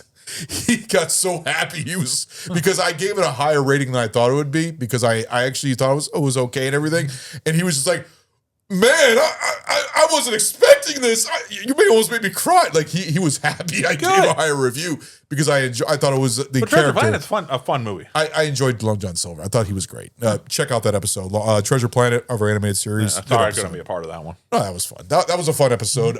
Cars was great. The whole animated series. It was a good time. I thought that was a good series. It was an interesting experiment for us to do as grown ass fucking men talking about animated movies. Yeah, basically kids movies, and that's what they all boil down to. Other than mine was more of adult, but I mean, it's still kids, teenager. We were teens. It was fucking kids. It was fucking preteens. Yeah, and early teenagers is what it's fucking meant for. Yeah, it's still fucking kids. If a fucking 13-year-old fucking starts talking shit to me, I'm like, you're a child. All right. I mean, it was enjoyable. I thought this was a fun series. I always look forward to our spring because it's kind of like a tradition where every spring. We experiment, and it makes us.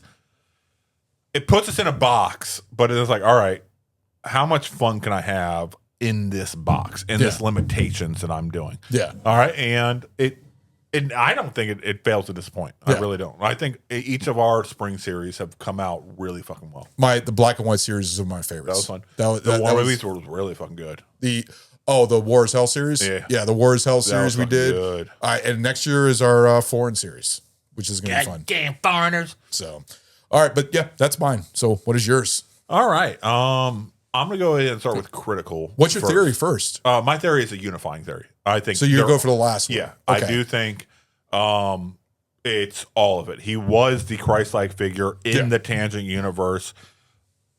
That he woke up from a dream of psychosis. I mean, it all the boxes are checked with the unifying theory. Right. And I think with that mindset, while you're watching through it, then it's like, okay, he became the Christ figure of the tangent universe, which made him a Christ figure of the main universe. Yeah. And since the tangent universe no longer existed, it was as if it was all in a dream, which why everybody woke up and be like, whoa. Yeah. Because it was all in a dream. But he fought getting into that point through his psychosis that he had in order to get on the other side of it. Yeah. So I think it all worked out well with the unifying theory. Okay. And I'm a big supporter of that. But it took me a while to get there over the years. Like it's been 24 years almost since I first saw it. How many times have you seen this movie? Because I said 3. I'm sure you've seen it multiple times more than that. I brought it with me to the sandbox. Fuck times over there. God damn, a fuckload times over there. So you've probably seen it about 10 or 12 times? Oh, no. Probably close to like 50, 60 times. Oh, shit. Okay. Then you're way over me.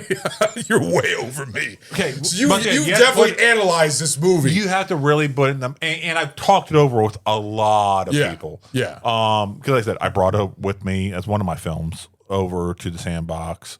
And you only have a limited number of films. Yeah. And everybody only has a limited number of films. So you're all watching or rewatching the same fucking shit over and over and over and over and over again. Yeah. And you're just sitting around bullshitting and you're watching it with your buddies and they're coming up with their ideas and you're discussing shit. So you're getting different input and different viewpoints, which thereby shapes your viewpoints and shit like that. And we were all late teens, early 20s. Yeah. And shit like that. So we were still in the right age frame where it kind of rang true to us. Yeah. When we did it, and then it's built in a true deep appreciation. Okay. To it to me, because it's something that makes you think. It makes you go, huh. And then as you rewatch it, you start thinking different ways, and they all picking up the breadcrumbs that they lay out throughout the film. You're like, God damn, this is really fucking smart. Yeah. Or holy shit, this dude is a fucking moron who fell in bass backwards to the goddamn lottery. All right, this is autistic motherfucker somehow goddamn figured it out. Yeah. And that's what it felt like. Is this guy is way fucking smarter by this guy, Richard Kelly, the writer director of the film, or he's just a fucking moron who stumbled across gold. Yeah. And that's why I appreciate this film more than I appreciate any of his other sequel films or follow-ups or anything like that, just because I think this is lightning in a bottle. Okay. All right. It is. He'll never recapture this, which is why I don't want him to do a sequel. I don't want him to do a Just leave it alone or a reboot. Just leave it alone. Just leave it alone. It is perfect the way it is. It fits the right frame of mind. He wanted to do something in the 80s and early 2000s. Nobody was doing anything in the 80s at the time, which is a throwback time period. And I'm like, that fit fucking right. Right. It felt like Virginia, which is what he knew. Yeah. It felt like growing up in Virginia. I'm like, this guy fucking nailed everything he does. Yeah. So critical. I'm gonna go ahead and like 4 3/4. Okay. Okay. That was very little. Like I said, I talked about some of the acting could have been a little bit better. Yeah. But most of it was fucking on point. The writing, I thought, was, whether intentional or unintentional, it was fucking genius. It was perfect. Yeah. It told the teenage angst. It also told a really great mystery. I don't think anything was unneeded, and I don't think I needed any more. I think it was tight. It was to the point. The special effects, as non-existent as they were, the blend of practical effects with the engine going through the house, and you felt it when it went through that fucking house. You felt it when it landed in front of the fucking the TV room. Oh, when the father was looking at the fucking shelf and it just like shaked and everything. Yeah, you like, felt it. You felt it. Yeah. The Maggie Gyllenhaal, the sister character, just coming in after being on a fuck date with her fucking boyfriend and shit like that, and then being happy, and then the shit fucking shaking the house and her just fucking crumpling by the fucking door out of fucking fear, not knowing what's going on. Yeah. I'm like, yeah, that's real. That's real. So I there's very, very little that you could change about this movie, I think, critically. So 4 3/4. Yeah. So Enjoyment. almost a 5. Almost a 5. Okay. Very little changes. Okay. And I think part of the acting was the low budget. You couldn't afford to nail everybody. Right. Unfortunately, you just can't. Seth Rogen, as little as he got paid, I'm sure. I thought he did fucking amazing. Hey, he played a good bully. He played a good bully. Yep. Fat ass bully. Yeah. I thought he did fucking perfect. Much better than the other bully. All right. I really fucking do. But I think everybody nailed fucking perfectly. Okay. Even the little fucking kid, during Patrick Swayze's fucking scene where he's like, I want to learn how to fight. I'm like, I recognize that kid. I know that fucking kid. Come up and stand here on stage. That kid absolutely is getting his ass fucking bullied. All right. And he wants to learn how to fucking stand up for himself, which Donnie Darko calls out. Yes. He's like, you're tired of fucking getting swirlies. Fucking goddamn lift some weights. And if that doesn't work, hit him in the fucking dick. All right. I'm like, yes. Believe it or not, that was one of my favorite scenes of the movie. Next to seeing all the scenes with Frank is the scene when he calls him out, the pedophile guy. I thought when he went up on there, I was like, oh man, what is he going to say? Like I was already waiting for something because he was very blunt and very open about what he was going to say about things, his opinion about things, especially with the whole bunny with Drew Barrymore, which we didn't really talk about Drew Barrymore that much. I think she did really well did good. Acting. That part where she got fired and she just went outside and said, fuck! And they had that fucking girl just fucking sitting there. Just looking at her, yeah. And it felt real. Yeah. Everything felt fucking real. One of the best. It was one of Drew Barrymore's best acting roles, in my opinion. And she paid more. It was small, and it was just fucking a throwaway character. Yeah. But that's why I would give high regards to this really movie. well. Yeah. So enjoyment, I will have to give this a 4.5. I'll give this 4.5. That's It's high. strong. I know. That's high. Just because it doesn't spoon feed me. It doesn't. It respects my intelligence and allows me as I age and in different mindsets Right. to appreciate different things and Yeah. interpret the story in different ways. Yeah. And I appreciate that. And I think it takes a lot of skill. It takes a lot of skill to do that. To something that is a snapshot of a time, but then also feel timeless and allows you to rewatch it multiple times and appreciate it at different levels. And I think that's really well done. I'm gonna give it a chance. I'm gonna give it another chance. I want to watch that. Go in, like I said, just pick whatever theory Yeah. that you think is the best explanation and look for the breadcrumbs that are laid out for you. Yeah. And see if you can appreciate, like, goddamn, this actually makes fucking sense. Yeah. Fuck. It's still a mind fuck. It is. It's still a mind 100%. fuck. Yeah. It's 100%. because there's times where you're like looking at the screen, like just taking your finger to your head is like, what the okay, what the fuck? Like that happened quite Yes. a lot when I was watching it. I was just like, I'm trying to, but then the whole time travel thing, and then there was a lot of different things all throughout this movie, and I really enjoyed the teacher. By the way, I thought the teacher, especially with that whole Which thing. teacher? The Drew Barrymore or the science teacher? No, the science teacher. Okay. In fact, we had a clip and we didn't play it because I don't think we needed it. We actually talked about it. It was like a 3.5 minutes of him explaining Yeah, time time travel travel. and explaining Destiny. Yeah. Which Noah Wild did really well at. Yeah. But I think it would have slowed down our discussion. Yeah. Which, in a way, this was fun. It was. I really enjoyed this because it gave me a different eye, And different for a view of this movie movie. that you said I cannot that stand. the whole point of this this episode was movies that one of us love and the other hates. Yes. And for you to average out a 3.25, I give it a 3.25. Give it a At 2.5. and- Oh, for enjoyment and critical. Yeah. Maxed out. That's a 3.25. Okay. I see. That's what a you're saying. 3.25. Yeah. Okay. I see what you're saying. Which means that is in the realm past the beginning realm of Anything above you a should see 3, this. anything above a 3 is good. I think everybody should have an open view to watch this movie. I think everybody should be open to watch it and try it out. You might I do suggest watching the theatrical, coming up with your theory. see. I think that's my problem. Is I watched the Digesting it. director's cut first. Yeah. So if you're saying the theatrical cut was more of a better view to watch to get an idea, because he kind of added those just for the viewership. Yeah. I will watch the theatrical cut, but altogether, no, it was still not my favorite movie. Like I There's said, it's other on better Prime. movies out there. It's on Prime, so it won't cost you fucking anything. Yeah. 'Cause, you have Prime. Yeah, of course. Which, by the way, I just fucking broke down and bought fucking YouTube Premium. I've had YouTube Premium for like God years. damn it. I've been fighting that $14 a month It's 18. Or how much? It's 14?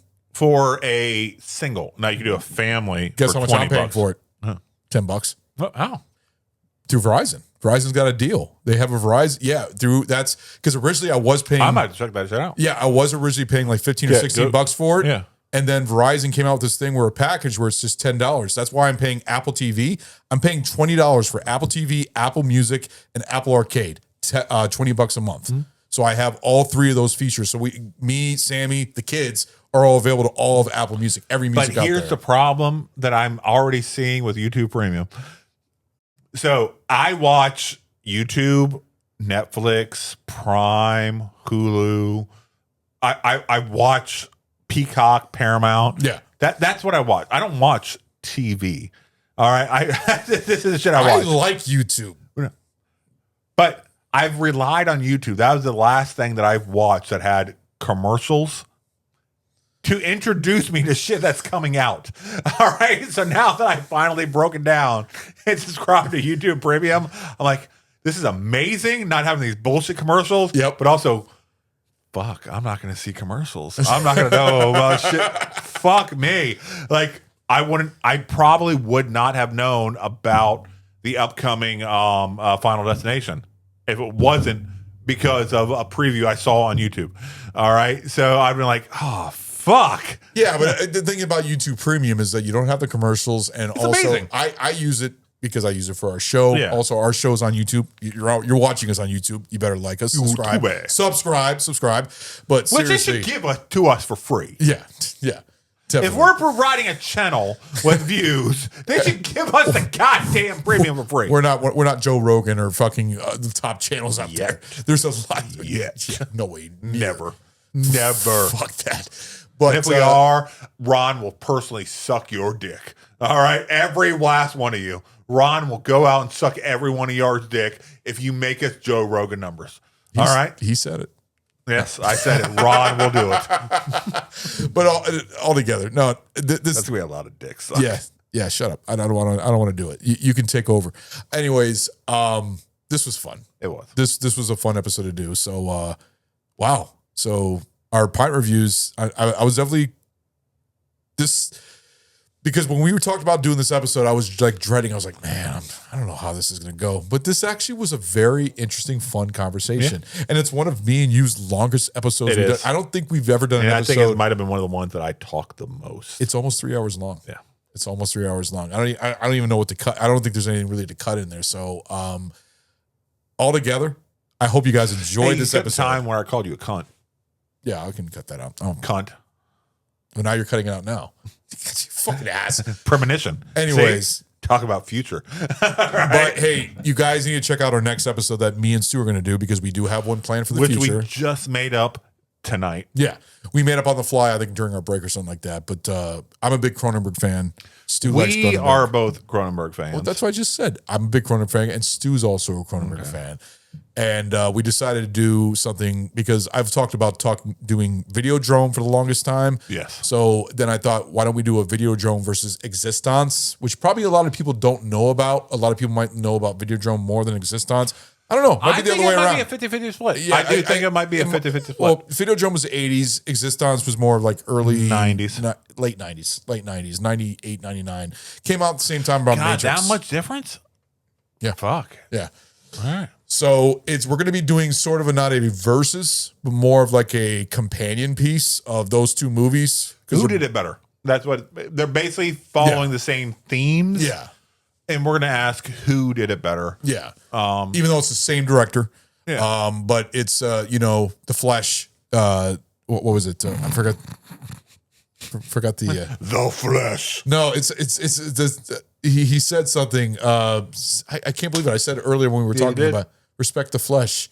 Yeah, let's go with that. I don't remember what it was. The Flesh. My mind is going blank right now because we're talking about so many things. And I cannot wait till you edit this and you're like, I'm a dumbass. Yeah, I'm going to. All right. God damn it. Respect the Flesh. I don't remember what it was. The thing is, I already knew what it was. I said it earlier, but it is what it is.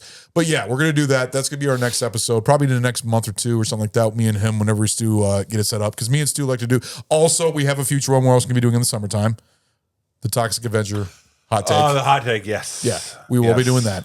It will be a companion piece to our original Toxic Avenger, which I still think the original is going to be better because I'm a little worried about this one, but we'll talk about it. Me and him will see it fresh out of the theater. We'll see. Okay, you cannot be colored. It's not going to touch the original. You can't be colored. It's not going to touch the original. All right. It's not going to touch the original. You have to go in with an open mind. Are you saying it could be better than the original? It could be. I highly doubt that. It could be. We'll see. Look at the acting pedigree that's in this fucking film. Kevin Bacon, Ethan Hawke. No, not Ethan Hawke. Elijah Wood. Sorry, Elijah Wood. Who else? Peter Dinklage. Peter Dinklage, thank you. I was thinking of Tyrion. I was trying to think of the actor's name. See, my mind is blank tonight for some reason. That's fucked up. I go like this when I'm talking about. You like midgets. That's why you love midgets. That's why. I've had it up to here with them. All right. Hey, we were trying to do a midget commentary. You don't want to be a part of it. For a midget wrestling. Midget wrestling commentary. That is a midget commentary. I just like the life of a midget. All right. Oh, they wake up in the morning and they brush their teeth at sinks that are knee high. No, that isn't what we were doing. Anyways, I would have David Attenborough's the fuck out of that. Anyways, make sure to check out our episode and ring the bell to get notified. Ring-a-ling, ding-a-ling. Yes, ring that our ding-a-ling. Yes, make sure to check out our episodes when we drop new shit. Which we have a lot of stuff, man. We release a new episode almost every week, other than our classic episodes once a month. We've kind of we've relaxed a little bit. We also went years with every fucking week. We've relaxed a little bit. And anybody who wants to complain about that, suck it. That's probably the best answer I have for you. Yeah. We went, how many years are we into now? This is our 5th year. Well, it's our 4th year, but it's our 5th season. Yeah. So 4 years of every single week dropping something new, sometimes 2 times a week. Yeah, no longer. We're old.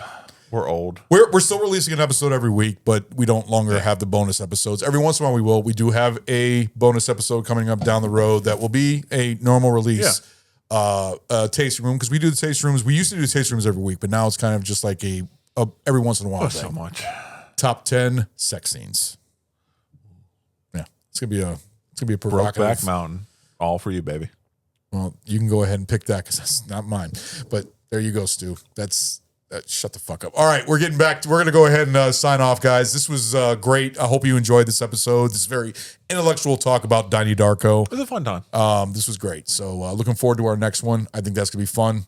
And we're going to have 2 drinks for that one too. So it's going to be fun. Anyways, guys, later. Have a good one.